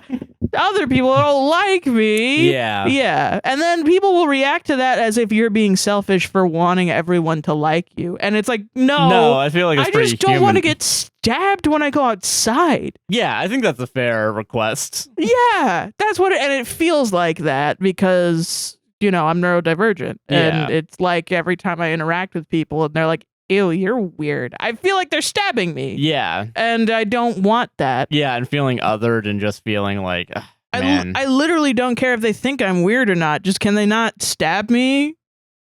Like, can they keep it to themselves? Yeah. And just not come up to me and stab me then? Yeah, you don't have to. You actually have a conscious choice when you're about to stab. Yeah.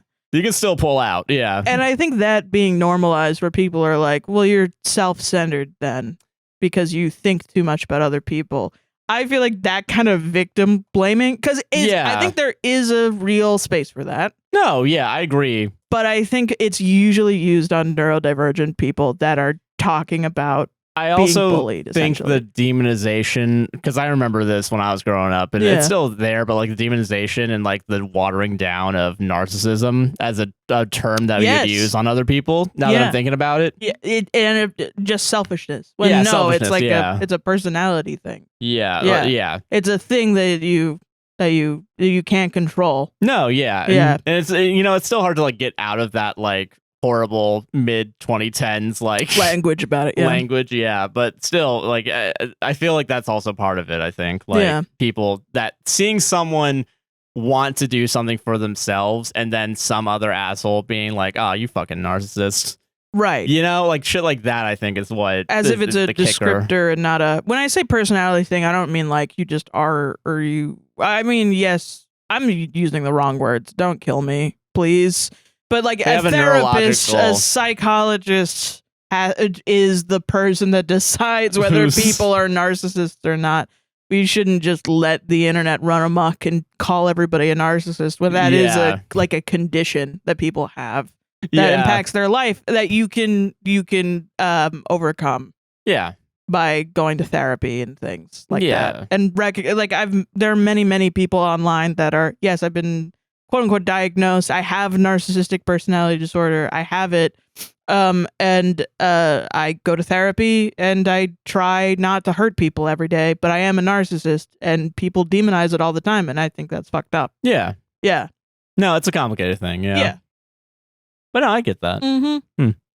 But yeah, no, I think it's like, just selfishness, I guess, is what you think you're being selfish when I think that's what creates people like this. And now I think it's so funny when with AI stories, people will be like, really? This is fake. You really think you're the asshole in this situation when you're literally being abused? Yes. Yeah, have you never been abused? Yeah. That's like the most common thing that happens to victims. When you're abusing someone, you kill two birds with one stone. You abuse the person and also make it seem like they think it's their fault. Yeah. I mean, how many abusers turn around and say, no, you're being abusive and you should, I don't know, go die or something. Yeah, you should feel bad. And apologize to me, actually. Yeah, exactly. Yeah. You know, it happens all the fucking time. So, I mean, I don't know. I think that's when people say this is fake about stories like that. That's what pisses me off. Yeah, I think that's where you're kind of like, okay, calm down. Like, you obviously do not know anything about an abuse framework. And I only know it from being in a abusive framework in that I was a victim. So I'm not even a professional. I just have first-hand experience. Yeah, and that's where you're coming from. Yeah, and I have just tried to navigate my life, but just random people are like, not real, fuck you. Yeah, you're the ones that are building it. Yeah, and you're the ones that build the framework. Me. Yeah. Yeah. That sucks, man.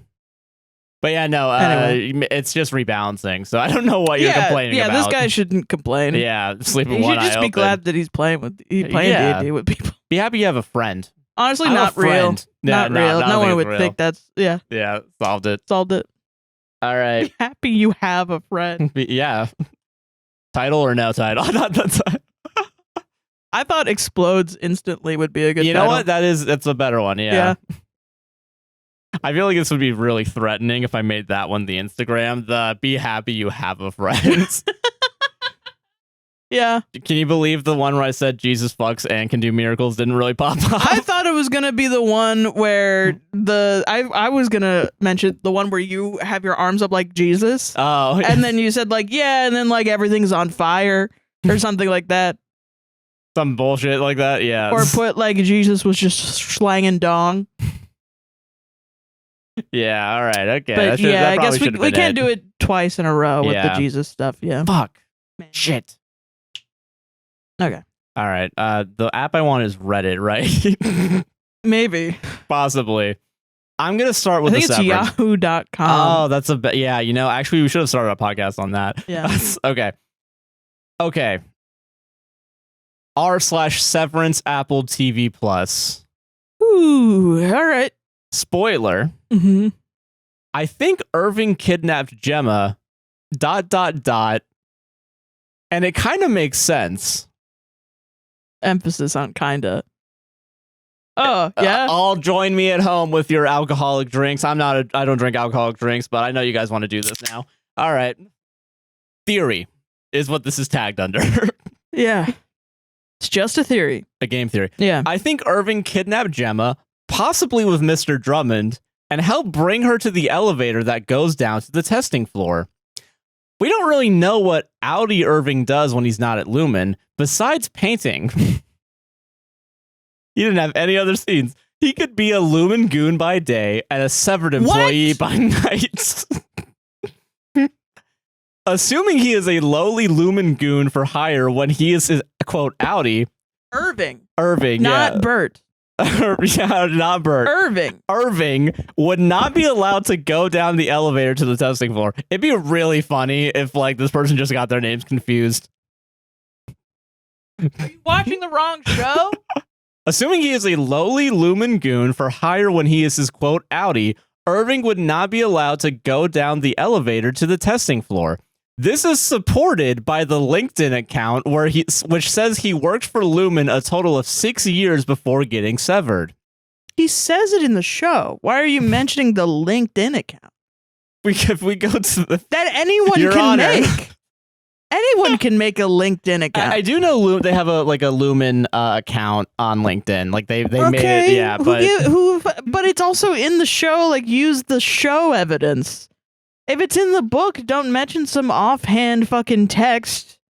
That's not so. It's like people debating Star Wars, and then they're like, they take the non-canon books, and they're like, well, technically, blah, blah, blah, blah, blah, God. And then you're like, okay, yeah, but it wasn't in the fucking movie. That's canon. Yeah, they've actually said that they're different things because the books are also written by 50 different people. Like, yeah, like I don't. And my God. Any attempt to try and canonize it come always out of ends Star in, Wars world and come into reality and learn Yeah. about how they make books. Yeah. Please. This is only paragraph 2 of 5, so yeah. Or we're on paragraph 3 now, yeah. The guilt of his actions and the curiosity of what happened to, quote, that woman, he wouldn't have been told who she was or why she was important, is what drives his obsession to paint the black corridor and elevator. His guilt and curiosity also drives him to find out what happened to the woman he kidnapped. He stays up countless nights painting and obsessing, never really sleeping before going back to work at Lumen. This obsession, coupled with a lack of sleep, bleeds over to his innie in the form of the black goo/ooze whenever Irving drifts off or starts daydreaming. How else would a, quote, outie Irving know what the corridor looked like, and why didn't any Irving not know about it? The drawing with the directions that was hidden behind the poster could have been from when outie Irving was bringing her down there to begin with. They don't have code detectors in the show. They did not point that out. You can totally put writing from upstairs. Maybe he felt a weird suspicion from the get-go and decided to leave breadcrumbs for his severed self to find and redeem himself by mounting an escape. That is not a circle jerk. That's the second time we've had to say this during this recording session. This is from the real subreddit.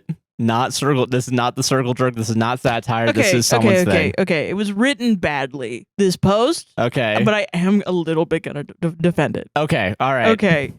So if they're saying that Irving before he was like he's worked for Lumen for 7 years. 6 years, yeah. 6 years, I think, or whatever he said, right? An S amount of years, An S amount of years. But it doesn't really make sense because what the fuck was he doing then on the computer with his innie? If he was severed for that whole time, if he wasn't severed for that whole time, and he was a if they're saying that he was a Lumen employee before he was severed, yeah, then he could have been the one, maybe not to kidnap her, but to bring her down there, and that's how he knows what the thing is. Because I will say, I don't know how outie Irving knows what well, no, we do know because they say Irving go down to the testing floor. Any Irving, they send him back down to the testing floor because he's got the goop and the reintegration. Oh yeah, so he has seen it before. Yeah. But also, like, I think we know that outie Irving doing the painting isn't because he's obsessed with Gemma. It's because he's trying to get a message to any Irving. Yeah. Yeah. Also, which we know because he was in a phone booth that said, I think my innie got the message. Yeah. So I don't really believe it. But I know why they think this, and I don't think it's completely implausible that he could have been like pro-Lumen and now is anti-Lumen because he realized what he did. I can understand that. But it is written like completely like in the last thing when he left the train that he kidnapped Gemma and somehow Gemma's also in the thing at the same time, which is not... Because also the show is very heavily implying that Gemma was brought in on her own accord. To have a kid. And also they faked her... Okay, hold on a second. So who faked her death? So who faked her... Okay, see, if the theory was helped fake death, it's still not really kidnapping. Like, Irving drove Gemma. That's their connection. Sure, whatever. But it does kind of feel like... I don't get it. Because it also feels like if Irving was a goon, you know? If he was a gooner for Lumen, then... Loon and Gooner? Yeah, like, I feel like Bert would also recognize more... Right. Because I feel like they'd be at least under the same... Also, they bring up Mr. Drummond, and I don't remember... Is Mr. Drummond this season's security detail, or was that last season's? Last season's security detail was a whole different guy. Yeah. Mr. Drummond is... the guy that's working with Helena. He's like from a higher... The bearded guy, right? Yeah. Okay, so that actually... Okay, because I know there's the other guy, and I don't remember what his name was. I don't remember him because either. It feels like to me that like the Drummond came in kind of afterwards to replace... The archetype of that guy. At least the archetype, yeah. So maybe... he didn't replace he's not the security guy. Yeah. He's a guy that is like in the higher... echelon of the company. He's not just some security guy. No, that's fair. Yeah. But because they lost their security guy last season because he was killed by Ragabi. Yeah. Drummond now has to actually go down and like medal. Be the one to actually fulfill the role of the security guy, even though he's not actually the security on paper. Guy. Yeah. Okay, I get that. So yeah, I don't know. I think because in season 1, this is a very much like you binged both seasons right now. Because if you were around season 1, the theory, the popular theory at the time was that Severance is not completely 100% because people were able to be reintegrated. Yeah. Because that was the whole concept with PD. So what people were thinking was, because Irving is falling asleep, that the severance, he's been severed really for a long time, and that he's falling asleep at work and he needs to be reset. That was the original theory. It was disproven when we found out he's been painting all night. Yeah, and he's painting the elevator. And that's bleeding into what Annie is seeing with the black paint, which is the black goo that Annie Irving sees. Yeah. Right. Okay. But the whole point of Cobell monitoring the severed floor was to look for signs of reintegration to see if they're reintegrating and then resetting them. Well, not even necessarily reintegration, but like shit bleeding out from the outside world. Like when it's Mark and Gemma when they're inside the wellness center and like they still have feelings for each other. Right. That's when they're like, all right, and that's send Gemma why back down. She's testing Mark and Gemma the entire time. Yeah. Because in season 1, because she wants to know. Bringing them together, yeah. Yes.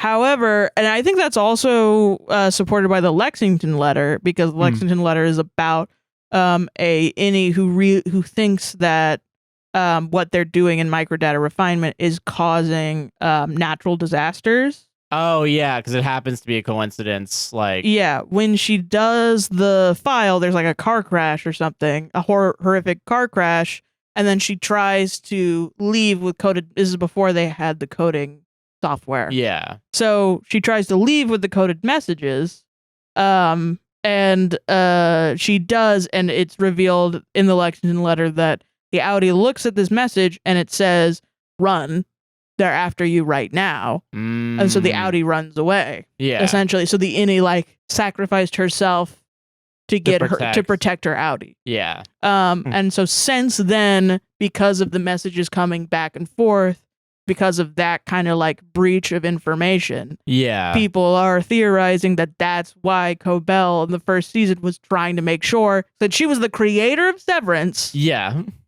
That people are not Which honestly makes a lot of communicating. And also, it really does add more context rewatching parts of season 1 because it makes more sense why very hands-on. And it also makes sense as to why she needs PD's chip, why she's trying to tell the board that there is a breach of reintegration with PD, and why the board is like, no, there's not, because there's a big party at the end of season 1 where we're going to sell this to people. Yeah, we need to make money off of this right now. Yeah. And also you have like literally our golden baby here. Yeah. That's not okay to do. Like the company is like, there can't be a revolution. Stop it or you're fired. Yeah. And yeah. Yeah. Which makes way more sense than this.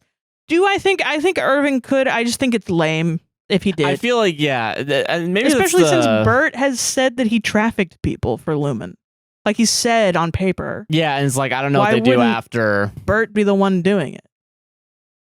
Because also, if it's not Bert doing it. Oh, sorry. If you're gonna say it's somebody that we've seen that took Gemma down into the whatever, it'd probably be Bert. It would probably be Bert. Because also, wouldn't Audi Irving not be severed? Like, because they don't really have control. I mean, they have the overtime protocol, so they can put you severed. Like, but Bert was severed. That is true. Yeah, you're right. Fuck. Yeah. I don't know, man. I think it could be. I just think it would be bad writing. I think the show is better writing than that. Yeah, unless they really jump the dude, Dan Erickson reading that Reddit post and being like, is that what you fucking think of the show? All right, we'll do that. All right, fuck it. Yeah, Five Nights at Freddy's, this shit. Yeah. Yeah.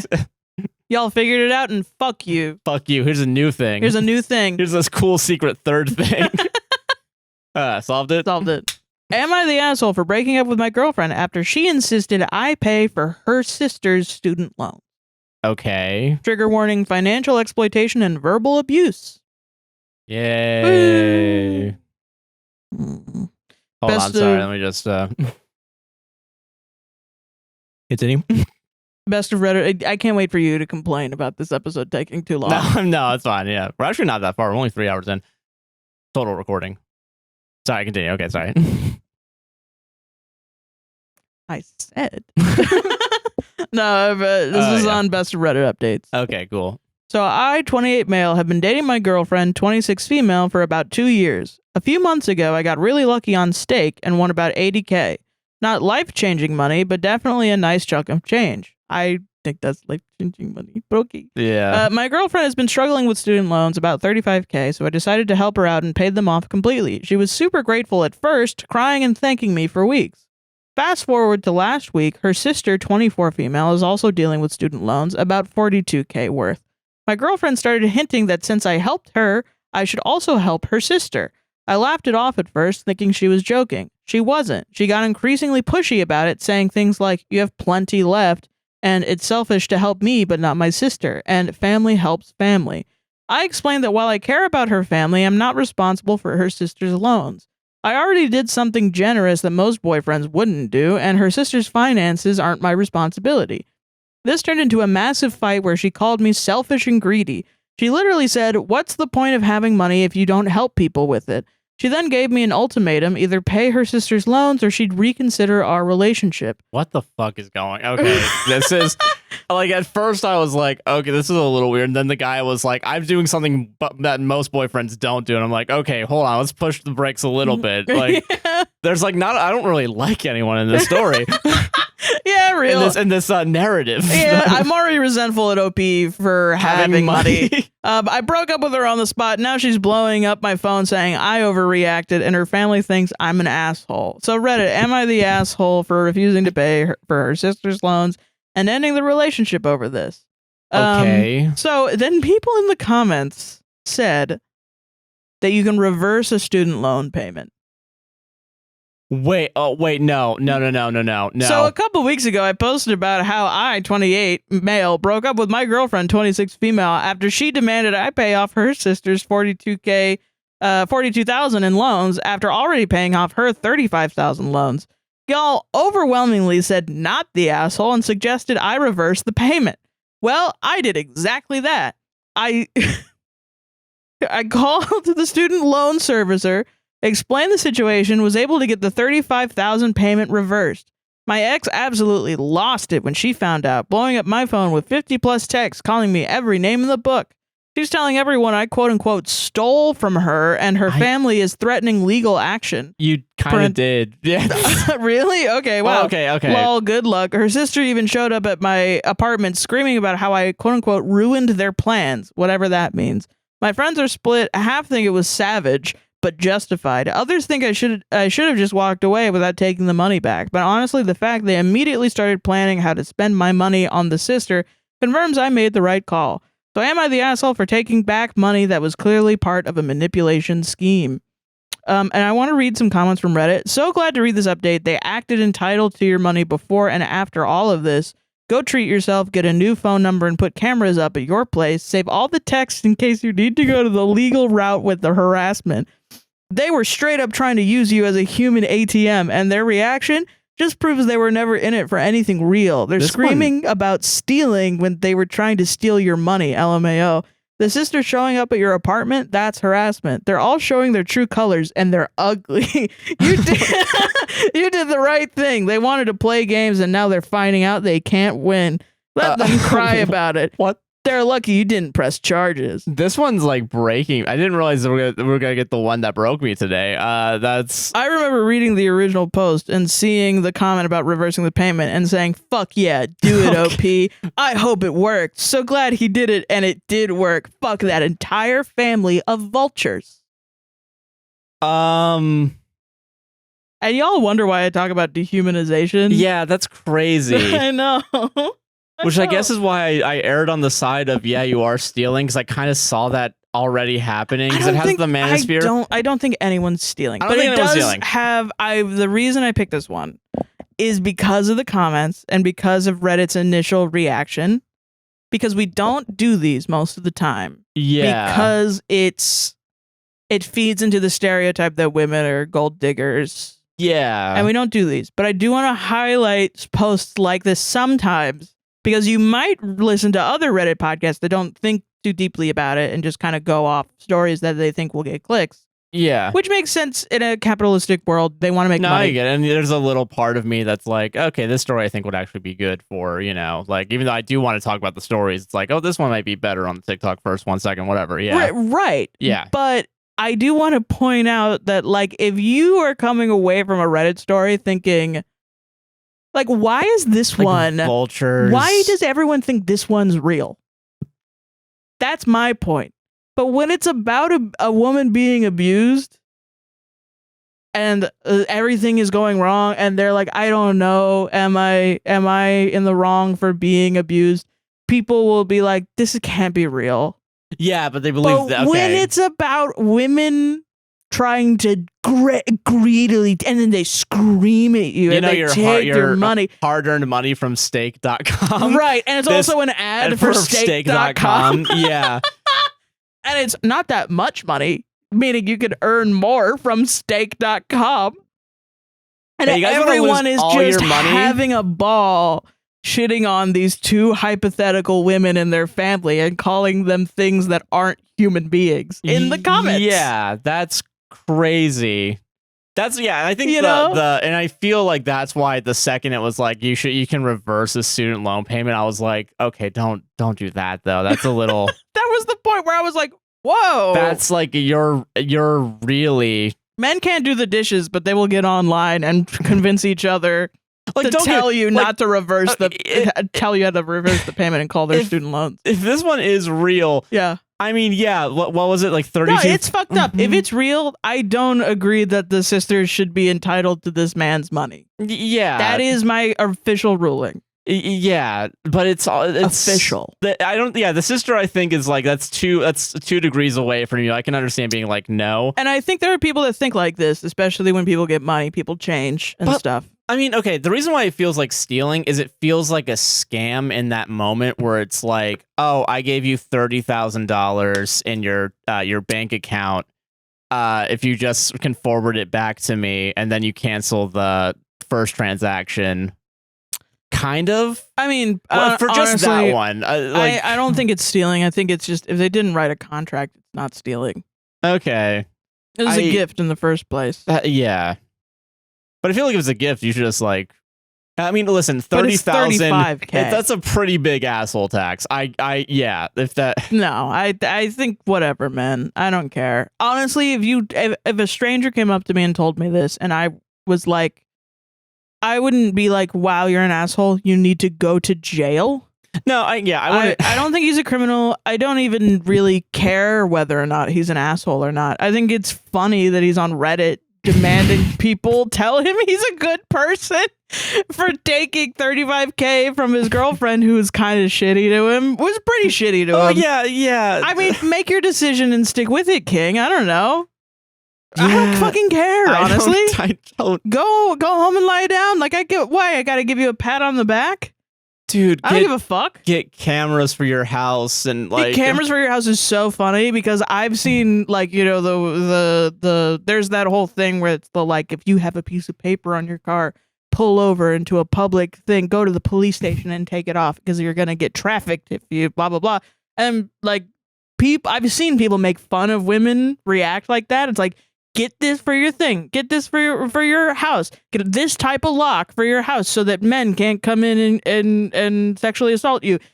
And I've seen men be like, you're delusional to react this way. And when I really just see women that interact with stuff like that as traumatized. Yeah, and by either things that have happened to them, things that have happened to their friends and family, or things that they've read about seen in online. the paper. Because it's inherently traumatizing to know that you're a demographic that is usually the victim of crime. Yeah, especially really like heinous fucking crimes. Like, yes. yeah, like you would. I mean, yeah. I don't know. Look at. We're reading the 57 bus right now, so there's a lot of talk about non-binary people being the victims of crime, and also the Black community being the victim of the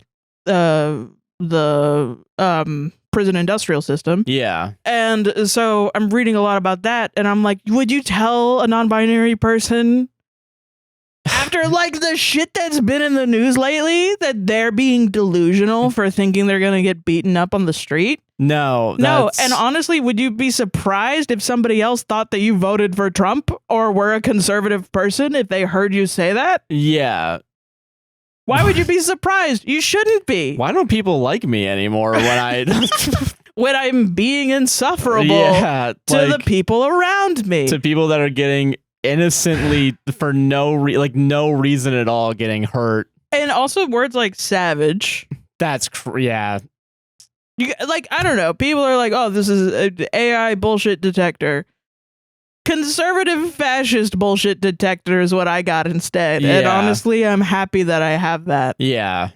Because I really don't think reading a shittily written AI chat GPT thing that I didn't make, that is about a guy eating a donut and whether or not he's an asshole for it, is any worse than someone writing a fake story about how women are greedy and will take your money. Yeah, and take all your gambling winnings. Yeah, no. That's wild. I also did really want to know how you would think about this. Because I think you would. I do think it is. If this were completely real and they reacted in this way, my reaction is, whatever, take your money back and leave her. I guess. Why do you need a pat on the back? That's weird. Yeah. High five and me, we're bro. not going to be like best friends where I care about what you have to say, because we probably don't have a lot in common, but whatever. You can exist in the world and exist. I don't give a shit. Like, I feel like I would have been stronger on the, I guess not the asshole, but it was the, little misogyny here and there that I could see coming up, hold on a second. What's the thought process here? And I wonder if people are going to be like, why are you bringing up gender? Gender has nothing to do with it. If she were a man, I would feel the same way because it's the man is being entitled to the man's money. Well, first of all, I'm glad you've elevated your gender understanding. Because you're going to sit in there and essentially say the same thing of, well, what? He can't be perfect? He can't be the perfect victim for you to care about him? I want to know how you respond to women in abusive relationships. Is all I'm saying. I just want to know. I'm just curious. Yeah. I'm just curious. Your Honor. Do you think that they're lying about it? Do you think that... What do you think? I think they're just making it up a little bit. I think don't maybe. know. I just think we shouldn't believe them. Oh, God. I think, there's no hard evidence. Yeah, this is... Oh, a man said that a woman wanted to steal his money, and that's why... Real. Totally happened. That's real. I'm asking you to interrogate your biases. Okay, that's fair. That's all I'm asking the people that watch this and say, you guys are going to side with women forever. This mental gymnastics, blah, blah, blah, blah, blah. I'm asking you to do that. And also, I'm also asking you to stop watching because you're not going to like the show. Yeah, hell yeah, Yeah. dude. Solve 2 problems in 1. Yeah. Yeah. Christ. I got simpler ones. Cool. I'm sorry. I thought that one would be simpler because I kind of half read it. I was like, man, that shit's crazy. Dude, and then I read it fully and I was like, wow, this is bait, ain't it? Yeah, and I'm now... And sorry, guys. Oops. All right, speaking of... okay, this one's poo mode. Awesome. Let's go. Women. It's the problem. That's what it is. That's what it is. Yeah. Am I the asshole, or has being a, quote, picky eater lost all meaning? What do you mean? That's a lost meaning, yes or no? What meaning did it have before? What does it say in the dictionary? Go, look at us. That you just don't eat everything? What an asshole. Now it's what? That you eat less things, or you eat more things? I don't. All right, okay. All right. I don't consider myself to be a particularly picky eater. Human, sure, there are foods that I don't like. I'll even admit that outside of shrimp and crab, seafood is a no-go for me. I've never been able to stomach fish. No, the way you make it isn't going to be an exception. Yes, that type of fish you claim doesn't taste fishy absolutely does. I also have a fairly delicate American sensibilities when it comes to organ meat, but I can be talked into trying it. Real, actually. Yeah. Yeah. Yeah. My 27 female boyfriend, 31 male, disagrees with me. To hear him describe my food habits, you'd think I was a dino nugget and mac and cheese girly because of 2 things. Okay. The first is that I don't cook super spicy food at home. The operative word being cook. I like spicy food. Yeah. The second being that I won't order sushi when it's his turn to pick where to eat out. Wow. The Northern Lion girls like sushi. Disproven. Wow. Checkmate. He wants to be able to order a bunch of different rolls and share. All of this has come up twice this week somehow. On Wednesday, I made a simple pasta dish that pissed him off for some reason. Okay. I'm sorry. Now this will go the long haul. It's when you make a pasta dish and it pisses off your partner. Pretty PO'd at the spaghetti and meatballs, yeah. Hey Bill, what's going on in your relationship? Oh, she left me and the kids and whatever. What about you? She made some fucking spaghetti. It pissed me off. Fucked up. Hey, can you suck my fucking dick? You don't have real problems. Okay. Okay, all right, okay. It was just penne with jarred marinara and mushrooms I sauteed in butter and garlic before going in the sauce. That sounds really nice. It was served with roasted asparagus and store-bought garlic knots on the side. It wasn't the most exciting meal. It was also the middle of the week, and I just wanted to eat. That sounds really good. You did put a lot of effort. It feels like you put a lot of effort. Roasted asparagus? I can't even do that. Maybe I'm just depressed, but that seems like a lot you've done. Yeah. I did that once. I burned the shit out of them. So, yeah. Cue the grumbling and the pulling out multiple bottles of hot sauce from his collection. Cool, douse it in Dr. Doggy's atomic ass ripper psycho sauce if you want to. Don't sit and bitch about it the entire meal, please. Which he did. Yesterday is what really pissed me off. He wanted to go out for sushi. Normally I'm okay with that because most places have things I'll eat like tempura, miso soup, some kind of noodle dish, etc. Except he found a new place that's supposed to be great with a very streamlined menu that's almost entirely sushi. I like miso soup, but it's not dinner. I could order a non-fish roll, but I don't love the taste of nori, and I just wasn't in the mood to pay for the pleasure of eating something I don't enjoy. Okay. This started a huge argument about how picky I am. Seeing as how my counteroffer for where to go was either Indian or Korean barbecue, I just don't see. Ironically, I think he's pickier than I am. He won't eat anything made in a crock pot because of the texture. Absolutely no soup. he doesn't like most fruits unless we're talking about strawberry milkshakes. Oh my god. He acts like me eating olives is a war crime, and you don't dare suggest something with cabbage, kale, bell peppers, or any type of bean in it. It sounds like he has the palate of a child, because that's all shit I hated when I was a kid that I love now. Yeah. Yeah. And all of that is fine with me, even if I'd love to be able to throw shit together in the crock pot before work for dinner. Am I off base here? I know seafood is a wide category that does limit things. I could have sucked it up and forced down a tempura roll. I can try to cook spicier at home to appease him a couple nights a week because, as I said, I like spicy food.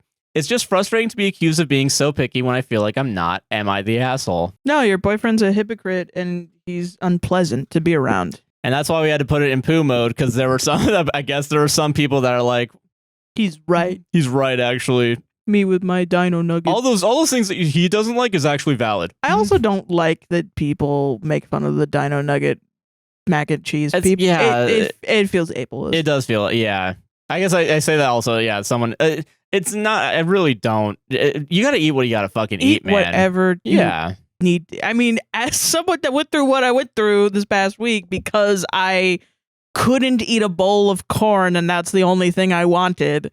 I am not mad that you're eating dino nuggets and mac and cheese. Yeah, honestly, I make a good mac and cheese. Josh makes great mac and cheese. Yeah, and also I just have the blue box because that's just easy to fucking. And you like it, yeah. And that's a blessing to like something that is easy to make. Yeah, yeah, especially when the dish that's put out as an example does not feel like. No, it doesn't feel like that to easy. me at least. Yeah, I wouldn't say so. Yeah. I mean, it's whatever. It's food that you made for yourself and for your boyfriend lovingly, and then he grumbled about it.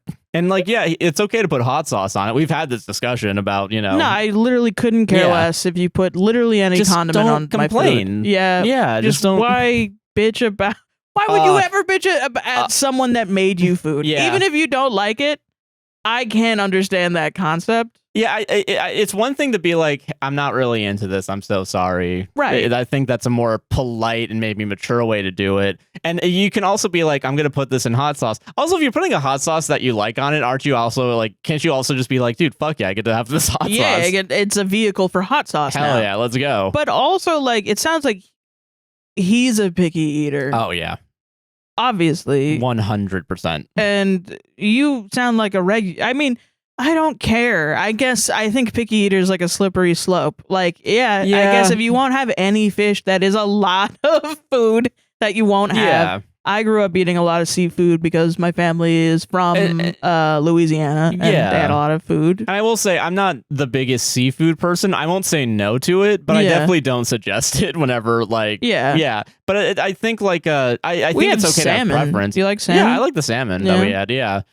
So I don't know. It's just like, but I also get like if you're just not into the fishy taste, that's a lot of things you can't eat. I do get, yeah. And I will say, like, even the I don't get the bell peppers, but like beans I can understand. They have a weird texture. Like the boyfriend, like the thing that the boyfriend doesn't like, I'm like, I can understand those too. Yes. But the shitty thing is hypocritical, and also like getting mad. Who cares if you can't eat stuff? The thing is, you guys should be working together to figure out how to eat.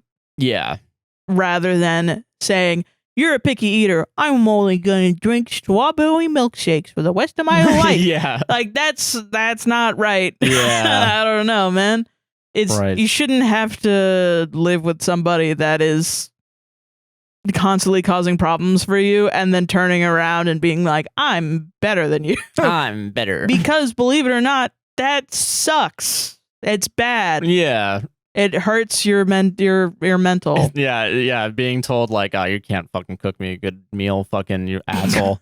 Fucking I guess I'll eat it, whatever. Oh, I had to put hot sauce on it. I had to move my arm. Bitch wife, am I right? Just be like, I would just let him starve, bro. Okay. You make your own damn shit. Yeah, it does take two to tango, but at least one person is tangoing in that. The other one is just kind of like, why are you didn't step right. You didn't step right, so I'm not doing it. Yeah. Which is also like he could also have some form of autism, right? Oh yeah. But that doesn't mean that he can't be an asshole about it. No, yeah, he's being a dick right now. He's being a dick. Yeah. Yeah, you gotta talk this one out. Yeah. For sure. Solved it though. I mean, this is why cowfish exists. Yeah, cowfish should be everywhere, man. Yeah, I think there's like 2 of them in the world. You can get a burger. He can get some sushi. Where's the other one? Go to Publix and get the shitty grocery store sushi that I actually really like because I'm a white person. At least you can admit that. I'm happy for you. You get the chicken wings, whatever, man. Yeah. Oh, they're fucking their fries, chicken combo. Yeah. This is from r/Chick-Fil-A workers. Ooh. Did my restaurant just get cursed? I just had a guest come in about 25 to 30 minutes ago, and he left 10 minutes ago. During his stay, about 30-ish ants started swarming under his table, and a bird, a mourning dove, I believe, flew directly into the window next to him and broke its neck. What? And as the guest was leaving, the bird finally died. This is Don't laugh. This is Hereditary. This is fucked up. This is just the plot to Hereditary. He had zero reaction to either of these things. Acting as if they were a normal occurrence. Do y'all think we just got cursed? Or was it some insane coincidence that all of these things happened? Was he wearing a big blue robe and like a big pointy blue hat? Like, it's like, you imagine? Dude, what the fuck? I'm sorry. That's awful. That's a Curse, horrible. yes or no, Joshua? I don't personally believe in curses, but I do think it'd be funny. Bro. Oh, dude, at the house that I used to live in, this is just an excuse for me to talk about this. Yeah, okay. There was an upstairs bathroom and a downstairs bathroom. Yeah. The upstairs bathroom was mine because I lived upstairs. Yeah. 3 to 4 frogs would come up through the pipes out of the toilet. And we had to capture them, and then we would look online and see what frog it was and what we to do with it. Because if it's a frog that's dangerous to nature, you have to kill it. Because you can't release it because it'll ruin the environment. Jesus. So they were like, yeah, no, this frog, you have to murder it. And we were like, how the fuck do you murder a frog? Like, what, we're supposed to take it back and like Cain and Abel it with a rock or something? Yeah. That's fucking horrible. Because it climbed up the shitter pipes to the second floor of the house. You gotta start learning how to club. What the fuck? No, this is how you kill a frog. You put it in a baggie and you put it in the freezer, and they fall asleep, and it's painless. And they freeze to death. Okay, that's good. That's painless. I hope that's true. That's the most humane way, apparently. Back then, this was years ago. I don't know. They made up a new way to kill a frog. My heart just like sank. Oh my god, that like I can't feel my legs right now. Holy shit! Like I just like the ER. Just the sinking feeling in my body. The idea, like I wasn't even thinking of the frog at that point. I was thinking, oh god, falling asleep and peacefully dying, but also freezing. Oh god. Yeah, there were so many frogs, and that was the first frog that happened. And then I'm traumatized. I'm not going to use that bathroom anymore, so I didn't. And I just closed the door and never used the bathroom ever again. Used the first part of the bathroom and not the actual shower and toilet part. Yeah. So we're moving. Years later, we have to go back. We had to clean everything, right? Yeah. We go into the 3 dead frogs in the tub that have made this place their home, decomposing.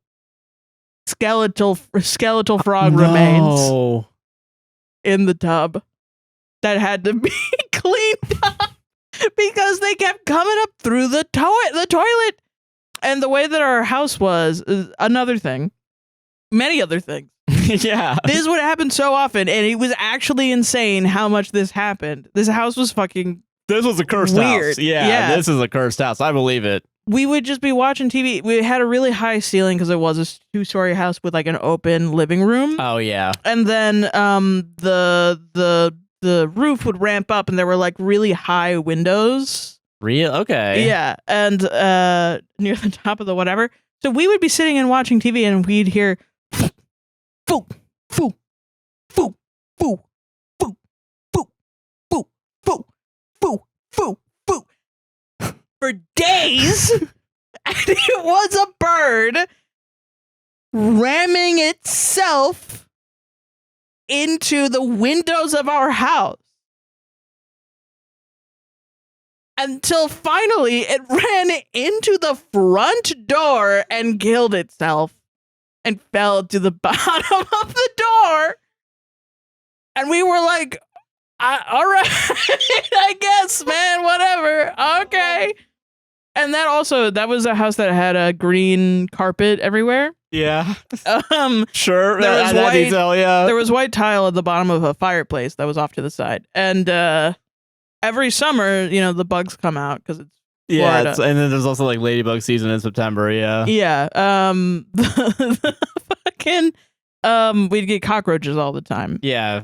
Because everybody gets cockroaches around here. Yeah. The cockroaches, for some reason, always died belly up on the tile next to the fireplace. What the fuck? So we just wake up and there'd be like 3 more every day. And if you didn't clean them up, they would pile up like a graveyard in the front of the whatever. So that house is filled with death. So that's a cursed house. That's actually cursed. That was cursed. We need more examples than just a couple ants and a dead bird. I like the idea that the ants are in a death spiral underneath a Chick-Fil-A chicken sandwich. Yeah. Because they do that, right? Oh, where they just keep going and going and going. Yeah, because they're all following the leader or whatever. And if the leader just keeps going in circles. Yeah, the leader follows the person in the back. Yeah, they follow until they all die because they don't know where to go. Not as traumatizing as the dead frog stuff, but yeah, okay. That makes sense. Yeah. Yeah. She just acted normally. I don't think we actually, and it is fucked up and it is illegal. Yeah. I didn't do this. Someone in my house did. But they didn't like the idea of freezing the frog to death, so they did release the frog outside. Yeah. But you're not supposed to do that. Don't do that. But the frog didn't die by freezer. Okay. So solved it? Solved it. Okay, I'm moving on. Can you? But it was like days of a bird being like. Boo, that's boo, crazy, boo. Man. And to this day, I don't know if it's the same bird or if it was like a flock.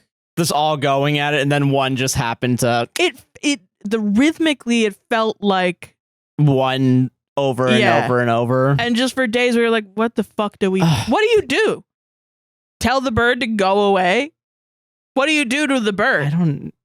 Yeah, what do you do? Like, what do you do? You can't. It's a fucking bird. It doesn't have any. Its brain is like the size of a dime. Crazy. That's wow. Okay. I don't know. I don't know. But yeah, that shit happens to people. That's just crazy. No wonder people believe in curses and shit. Yeah, I can believe that now. Never mind. I got one. Hold on. Give me 10 seconds. I'll find one. Everyone stop looking at me. Okay. Am I the asshole for backing out of my cousin's wedding as a photographer and a guest? I don't know. We'll see. I was hired by my cousin to shoot her wedding. I was confirmed since August of last year. Wedding is in May of this year. Mm-hmm. Now, as we are weeks away from her wedding, she informs me she has hired another photographer from another company, and she would love for me and my team to work besides them and hopefully understand their vibe. This all... Oh my god. Our cats are trying to get in. Yeah. And they flooped themselves. They're alive, I think. They heard dead bird. And they're like, score. Oh, hell yeah. Food. Okay, I'm going to start from the... Okay. Yeah. I was hired by my cousin to shoot her wedding. I was confirmed since August of last year. Wedding is in May of this year. Mm-hmm. Now, as we are weeks away from her wedding, she informs me that she has hired another photographer from another company, and she would love for me and my team to work besides them and hopefully understand their vibe. Beside them and understand their vibe. Yeah. This all started when the guest count for her ceremony and reception went up to a number that would require me to bring someone from my team. When she informed me the guest count went up, I told her I'd find a second photographer to assist me. She instead found another photographer who's the main photographer of their respective company. I tried to explain to her how it's my responsibility to find a second photographer to shoot under me. Her response was, "That's fine. I'd now have 2 different types of edits for my wedding, 2 different styles." I didn't agree with that and tried to explain the difference of hiring 2 separate companies for the same purpose as opposed to one company with 2 photographers. Okay. I backed out and told her to stick to the other company she booked. Given my frustration, I've decided not to attend the wedding at all. My cousin doesn't know this part. If you're hiring me and my services, you should trust me to handle the sourcing of a second photographer and be happy with my colors and style. Okay. I would need to talk to her, but it sounds like I feel like because I think and she's already gone ahead and gotten the other photographer, it seems like, without your knowledge. I don't know if I would not go to the wedding. That might be a bit too, but I also feel like I wonder if I would have resentment going there, seeing the other photographer. I mean, I don't know. Maybe I'm being naive, I guess, but I don't get malicious vibes from her getting another photographer. I think it just is like, oh, we need 2 people. Okay, I'll get somebody else, so you don't have to do extra work. I don't know. I don't think I feel malicious vibes either, but I do think it's the weird, I can understand, okay, from a creative standpoint with a client, I can understand going up to someone and being like, okay, here's why you want to hire. If you want me to bring someone, this is what it'll be the same visually. You'll have more coverage guaranteed. Yeah. Because if you have 2 photographers from do 2 separate weddings, I feel like you'd both be standing in the same spot almost, or else you're not going to have similar photos at all. Also, I think the mismatching of if you have one angle from the left and it's your style, and then there's one more close up, but then it's just completely different. I feel like visually that would be a problem. This is why weddings freak me out, because I can totally understand that you're right. I agree. And now I'm understanding the point of view of I'm frustrated of the bride. Yeah. But I can also understand the bride's point of view of I don't fucking know how wedding photography fucking works, man. Because weddings you want 2 people, I get 2 people. All right, sure. Here's 2 people now. I'll pay for it and you don't have to fucking, do whatever. You don't have to spend more time on me. I'm already grateful that you're shooting my wedding by yourself. We've shot weddings together where a wedding where we were they were just I don't know, you got a camera, shoot it. And it's that's as much as I think a regular Joe knows. Because also, let's be honest here, that camera, wedding was shoot. Yeah, it was very also not a traditional wedding. It was just a get together, which was very nice. I'm not complaining. It was great, and I wasn't complaining about that at all. But if I was hired to shoot a wedding and I know about the thing, and then I'm telling the bride, this is why I need another control, person. Yeah. And the bride's like, no. I think there's a misunderstanding if I'm being completely lenient on. There's a misunderstanding, and maybe there needs to be more talk about it to get each other's point of views across to each other. Yeah. So there doesn't need to be I'm cutting off my family. No, because that I'm like, okay, listen, as a person that's cut off her family, if this is you're boundary pushing constantly, but that's the information we don't have from the post. Yeah. That I get it. And they are pushing on this person's boundaries, whether they realize it or not. Yeah. But I think a lot of people that are boundary pushers don't necessarily know that they're doing that until you point out that they're pushing your boundaries. And sometimes people are like, oh, I didn't mean to do that. I'm sorry. And I think that's because some people are pushy, and I think I don't want a relationship to be ruined because you didn't go to her wedding. Because that's a big deal, not going to somebody's wedding when you're invited. I think personally, maybe that's a cultural difference with me too. I wonder too, because it does feel like maybe it's also there's another degree of separation where it is. I don't know how close you are with your cousin, but also I feel because I guess cousins are a little bit more removed from the main family. I think it'd be a little taboo after being invited and being I'm not doing this. But I really don't blame. I feel like if I don't blame the photographer, but I also weirdly don't blame the bride. Yeah. Because I just think she doesn't know. But if she does know and she's being malicious about it, I get not going. Yeah, or at least being like obtuse about it. Yeah. Yeah, that's like, okay. Because then that's when I understand the photographer, is when the photographer is like, no, I need help. And then she's like, not getting it. You're not going to get help That's from going to be really random... fucking frustrating. Yeah. But then a part of me is like, don't you do this a lot? Like with your job? But But then I think the problem in the first place is hiring family. You know, because that's how shit like this. Because you really need. There's business and there's personal. That shit is. They will mix, but if you can avoid it, stop it from mixing, man. Remember that, kids. Don't do this. Don't do this. Don't do this. It's really hard because we have to tell each other in a business. Like, I'm coming to you in a business partner way, not in a girlfriend way. Yeah. Or even if the feelings do mix. My girlfriend feelings are this. My business feelings are this. Yeah. You know? No, I get that. And if you don't enter into a relationship, into any sort of partnership or business transaction with a family member where you can't, if you think you can't go to them and say, business-wise, you're making the wrong decision. Business-wise, no, I don't agree. Without it impacting family relationship, you know? Yeah. And that's a lot of people will lie and say, no, I'm totally cool.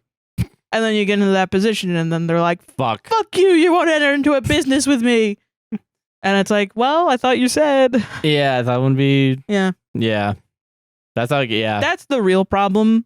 But, yeah. I guess, yeah, with your explanation, I could probably say no, assholes. But also probably go to the wedding. It sounds annoying. Like, no, I was maybe not the asshole. It sounds like, I just think time is very precious. And if you can avoid having fights with family members, you should. But not conflict avoidant fights. You know what I mean? I guess the joke here would be like, just fucking stop talking to him permanently. And then you don't have to, yeah. No, I mean, like, talk to them and try to work out your issues. Yeah. Instead of just, I don't know. I hate the idea of holding resentment towards somebody when you haven't brought it up. Oh, when you haven't brought up the resentment. Like, you might have brought up the initial thing. But not the, okay. Yeah. That's fair. I think especially if it's like, that's your support system. Like, you know? Yeah. Like, they're important enough to you that you would go to their wedding, but they're not important enough for you to tell them that you are resentful about this business thing. Unless you're worried about how they'd react, yeah. Yeah. So.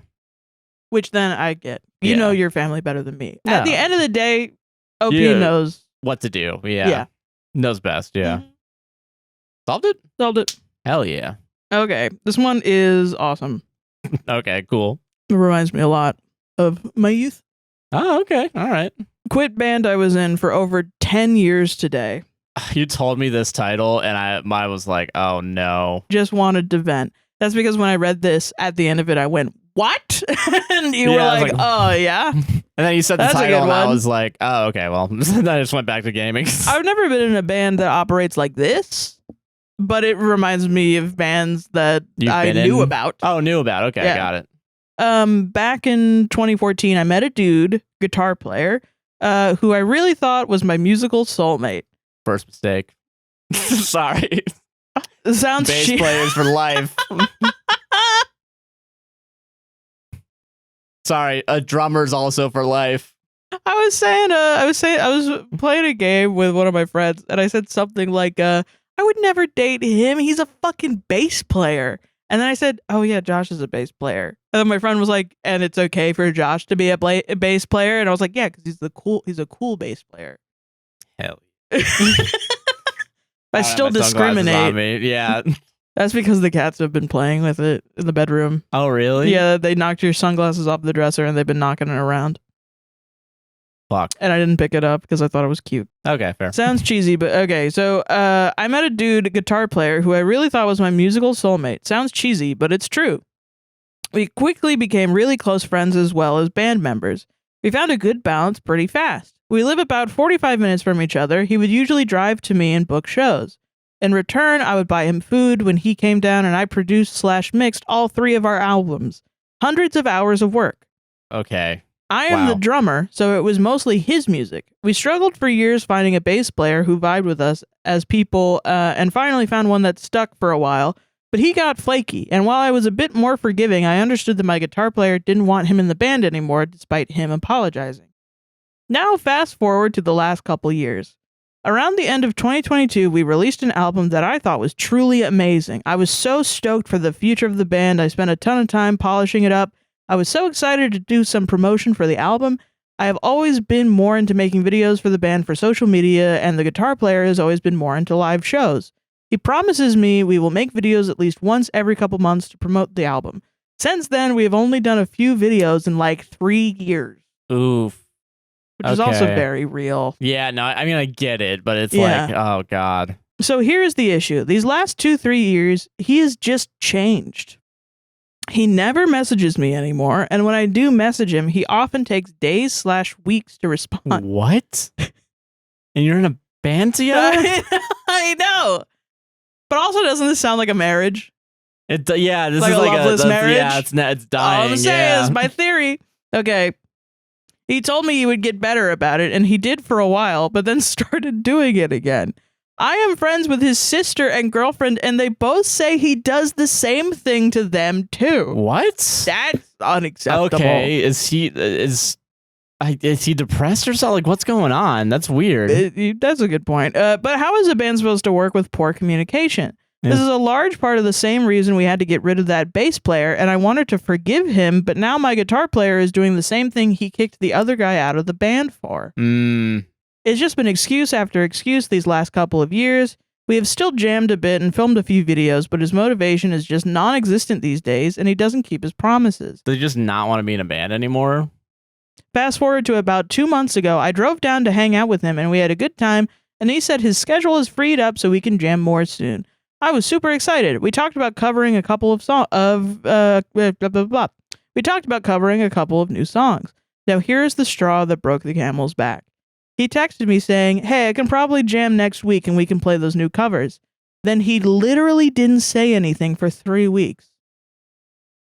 What? So then I texted him asking if he was still down to jam. Silence again. Then I messaged his girlfriend and she said he went on a trip. What? That was my what. That was the point where I said what? What? You went on a trip? Huh? What happened? What? Okay, all right, okay, wow. You know what's crazy is I feel like I could be in a marriage, like a loveless marriage like this, and be like, whatever, he's probably somewhere else. If I was in a band and someone did this, I would be like, I'm going to kill him. It should be legal for me to kill him. Yeah, it should be legal. Like, oh my God. No, those Purge movies sounding real good right now.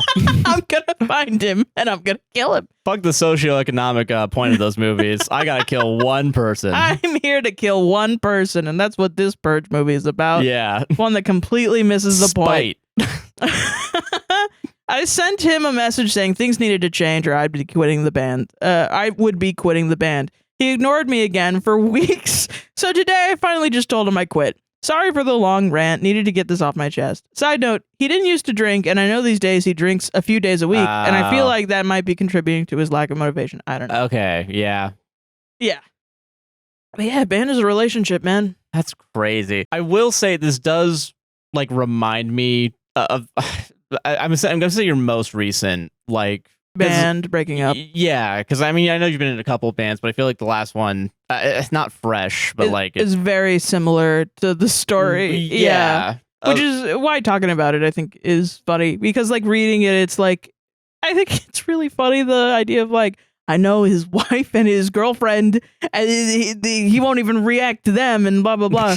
But it wasn't exactly the same. Like, the reason that my last band broke up was because we just didn't do anything enough to the point where I really just didn't want to play music anymore. Yeah. Which is like, I told them that it wasn't because of them, but it kind of was because of it was just the diplomacy of it got so hard to do in the way of making the music that it was like, yeah. But I guess like it goes into like communication issues. Like there wasn't even like the attempts to work together didn't always go through. in a way that was productive. And I felt like I was bringing it up a lot and not being listened to the point where, and I think at the time too, I was just like, I don't feel like bringing it up anymore, you know? And that's not good. Like if you don't even feel comfortable bringing up an idea, like because you feel like, nothing's going to happen because of this. I think also at the time that I was like, I don't want to do this anymore. I think I had just gone through like a friend of mine just went through a life or death situation. Oh yeah. And I was just, I guess, grieving, but my friend lived, so it was okay. But like still freaked, and like I guess like did you have the thought of like what am I doing with my time? Is that kind of where it went? That's usually when something big like that happens. I usually think that way. And I mean, you shouldn't make a big life-changing decision like that, but I mean, I guess I didn't think quitting this band that probably wasn't going to do anything was a big life-changing decision. Yeah you didn't go out and grab the red drop top whatever the fuck. But it stopped me from doing music for years. No, and you didn't even like listen to music for a while, for like a year, and that was wild to me. I couldn't think about it because in my brain I was like dissecting it and thinking about how to make it. And then I would get sad because there are people out there making music and I'm not. And if I did, it would be a Herculean effort. Well, it also feels like it would if I tried to make music or even tried to make music with someone else, like it wouldn't be received in a way that like like how can I just come out and be like, I'm making music now? When it Which I still feel that way sometimes. No, I get it. Yeah. I don't know, man. Yeah, it's I'm sorry, man. That shit sucked. Well, yeah, it did. It wasn't fun. Yeah. But it's crazy how like these relationships, it's all business, but it's so personal. Yeah. That like from the end, you do have to protect yourself emotionally, like you do in a relationship. But then there's the added like, oh, we're doing a job also. Right. So you feel like you can. I don't know. I feel like I could be more cavalier with my feelings. I guess was like, okay, we're working on this thing together, and then this guy's not doing his part. Oh well, I'm not gonna get upset about it. Yeah, because we can separate? Just maybe I'll help him. Yeah, like which parts are personal and which parts are the business that like your feelings are coming from. Yeah, and when you're singing about your feelings, it's hard to keep them apart. Yeah, like and it's such an emotional art form. And then it's like, well, why won't this guy text me? And it's like you're married. Yeah, like, and fucking text me, you asshole. Please, for the love of God. For the love of God. Man. Yeah. But no, that sucks, man. 10 years gone. I know. It's ridiculous, man. But it is also like, I don't know. It's weird because I don't want to be like, oh, you 10 years of a band, you only released this. But sometimes it's indicative of, do you want to be the guy that says to people, yeah, I'm in a band? Or do you want to be a guy in a band and work on it? Yeah. And that's what a lot of bands that I look up to, they have that moment of like, okay, but are you serious about it though? Yeah, that's true. Yeah. That's crazy, man. Yeah. Solved it? Solved it. R/relationship advice. Okay. How do I, 27 male, get my girlfriend, 25 female, to communicate better? Okay. It's not a bad question. Not a bad question yet. Yeah, it's it's a good thing to think about. I don't know how to get someone to communicate. Usually, how do I go buy a gun, cock the thing, and tell you gotta start talking to me? Thinking about communication, the bar is in hell, and thinking about communication is a good thing. Yeah, so okay, good. This is a good thing. Yeah, this is a good one. Look on the bright side, everyone. Subreddit. Nah, I'm not editing anything here. Yeah. I apparently hurt my girlfriend's feelings by accident.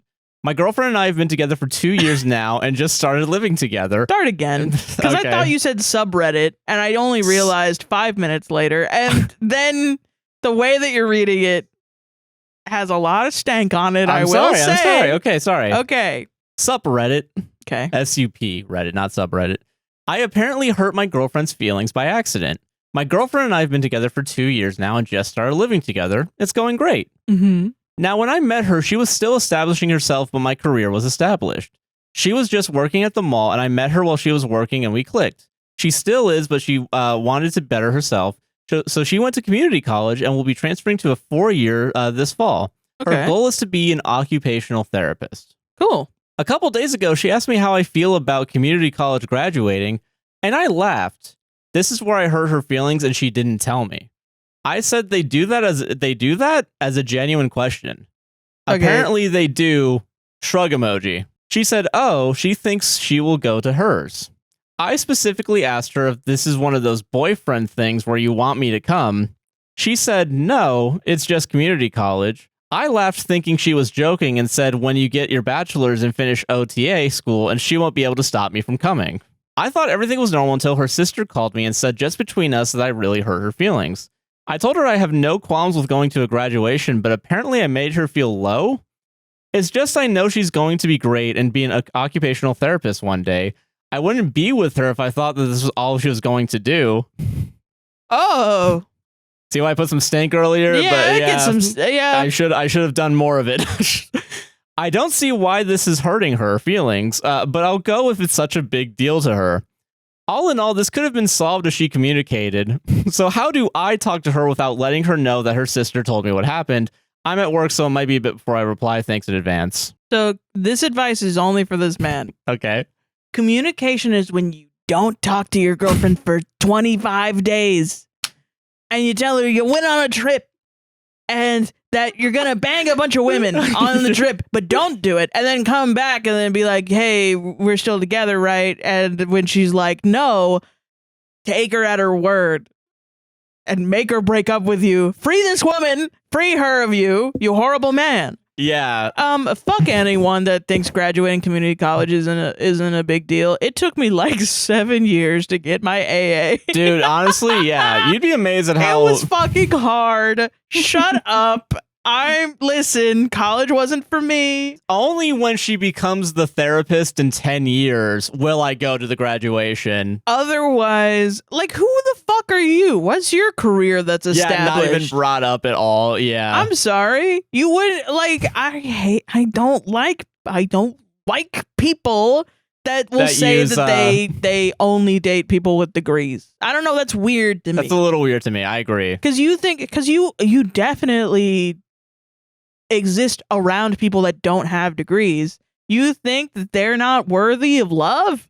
I don't believe they're not worthy of love. I just believe they're not worthy of my love. It's undeniably classist. It's like you think the poor should date the poors. And me, no, never. I'm not a poor. You have more, once again, is that thing that everybody says ad nauseum. You have more in common with a homeless person than you do with the fucking CEO of your company, the bourgeoisie. Yeah. The bourgeoisie. I don't know how to say it. Yeah. I don't say it that often. Bourgeoisie. Bourgeois. Au revoir. Yeah. Yeah. French.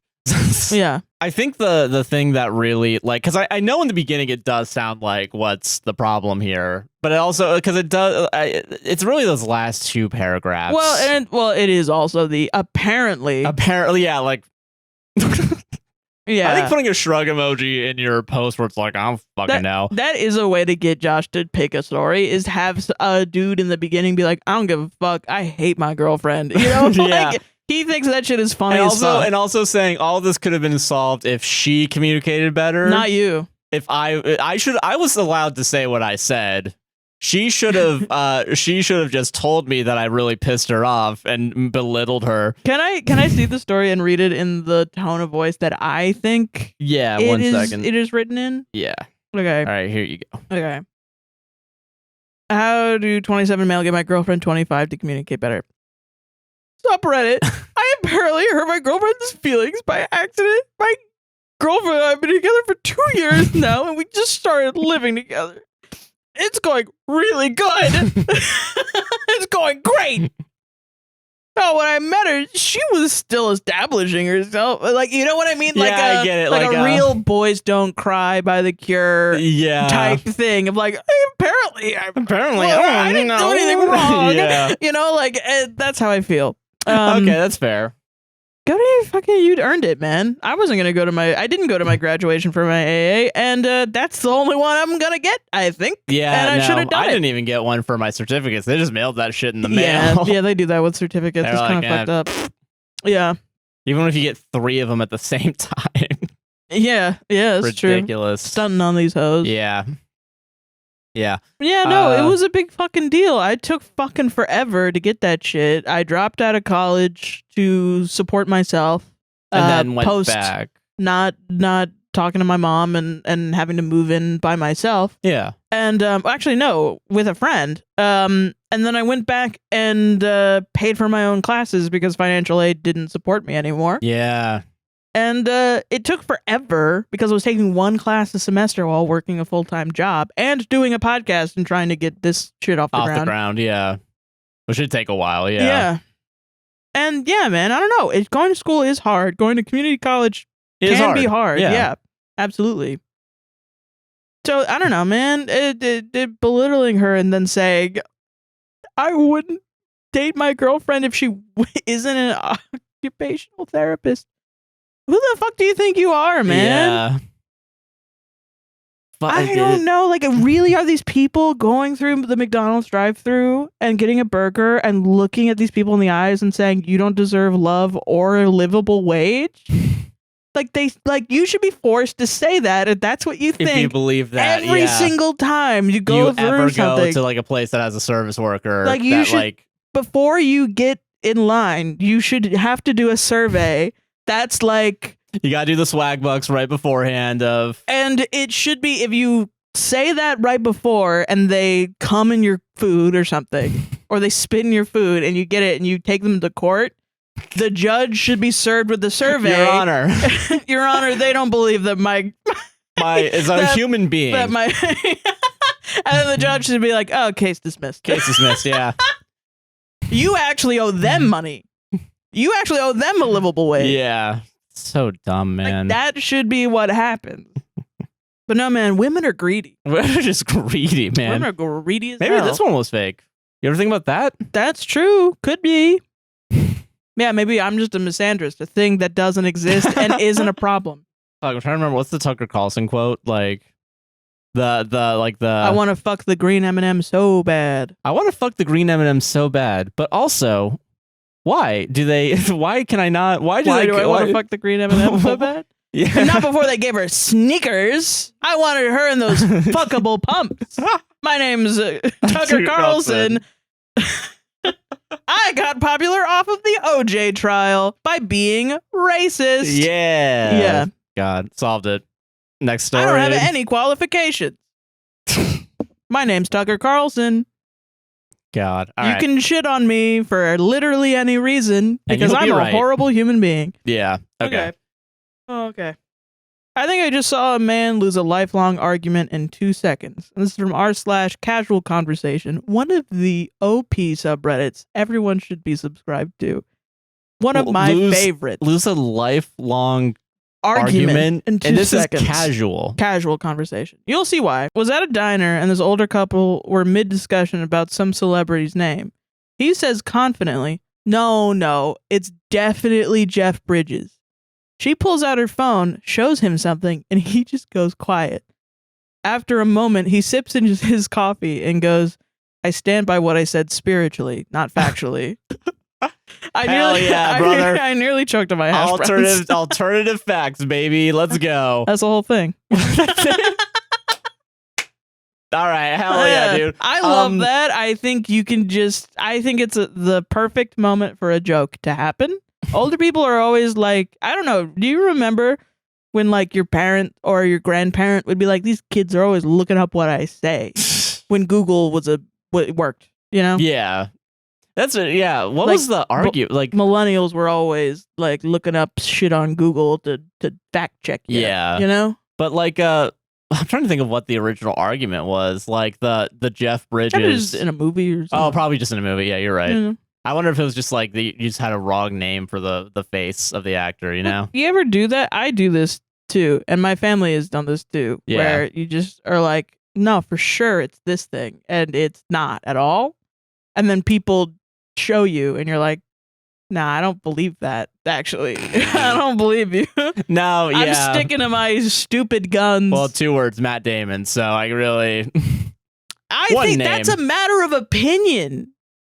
And my opinion is fucking right. Sarah, you confused him with Mark Wahlberg. That's That's what this is right here. Impossible to do. Put their faces up side by fucking side. Yeah, I know. Spiritually, you want to win this. If Matt Damon went to a plastic surgeon and said, "Make me Mark Wahlberg," the plastic surgeon would be like, "I could do it for free because you're 98% of the way there." All right. I think honestly, if you were just racist for 10 years, you'd turn into him. I think, like evolving, like a Pokemon. I think. That only evolves in the daytime or something like that. Or with friendship points. Yeah. Or whatever stupid shit Nintendo comes out with every time that game comes out. Damn. But no, okay.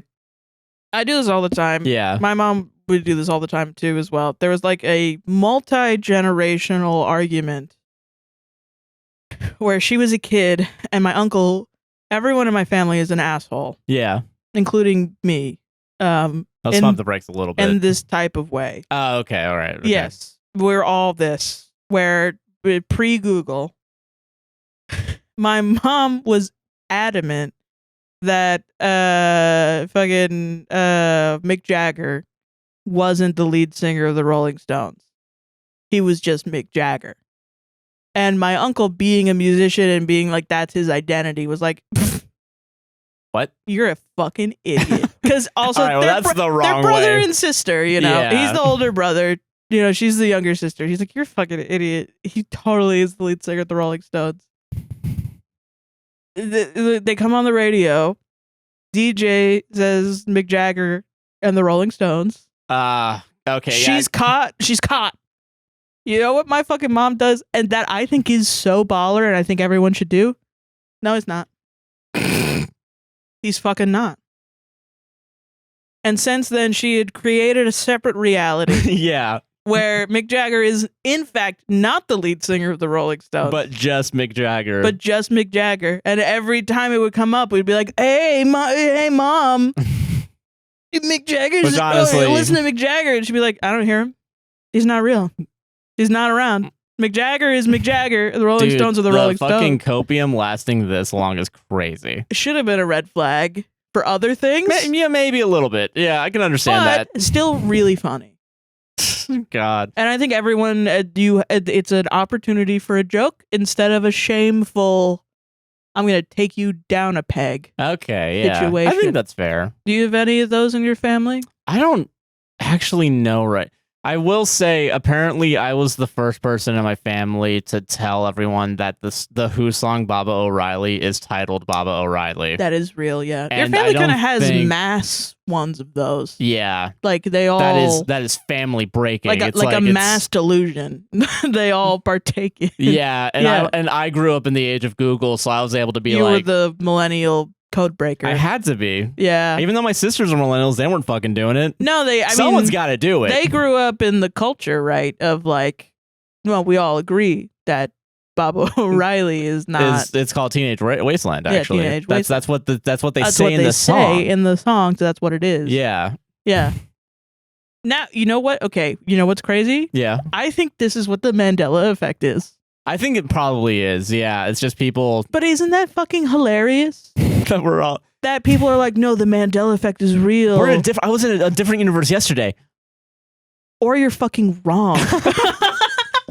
That is what it is. Just a lot of people being like, I don't want to be wrong. You're not a calculator. You're not a computer. You make mistakes and it's okay. Yeah, it is okay to make mistakes. But I think people really do feel like a shame when they make mistakes. So yeah. Sucks, man.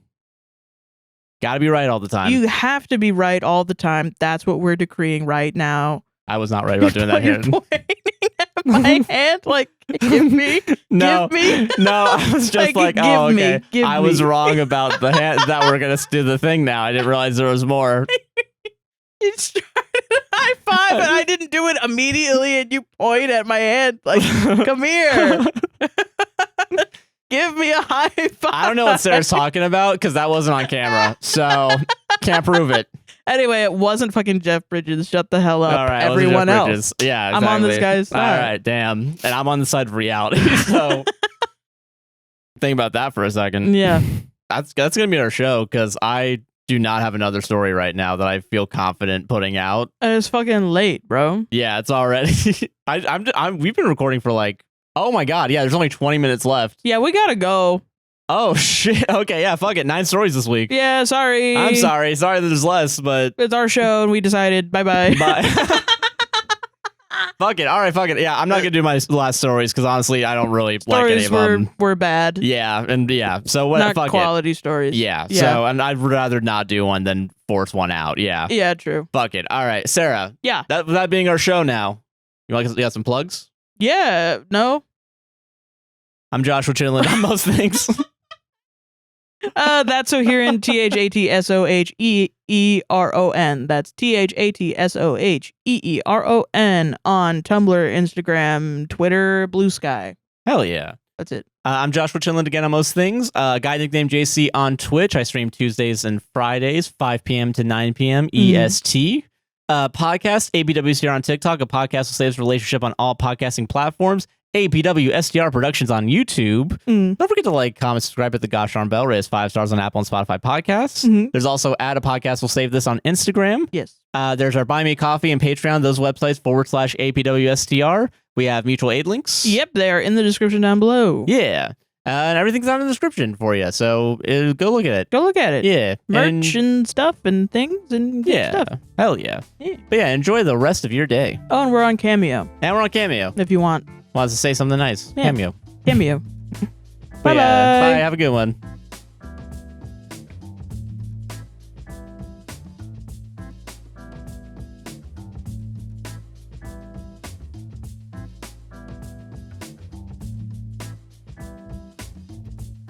I hope nobody freaks out that we skimmed off one Reddit story from them. Nah, there was not a good one in that bunch. There really wasn't. Yeah, like...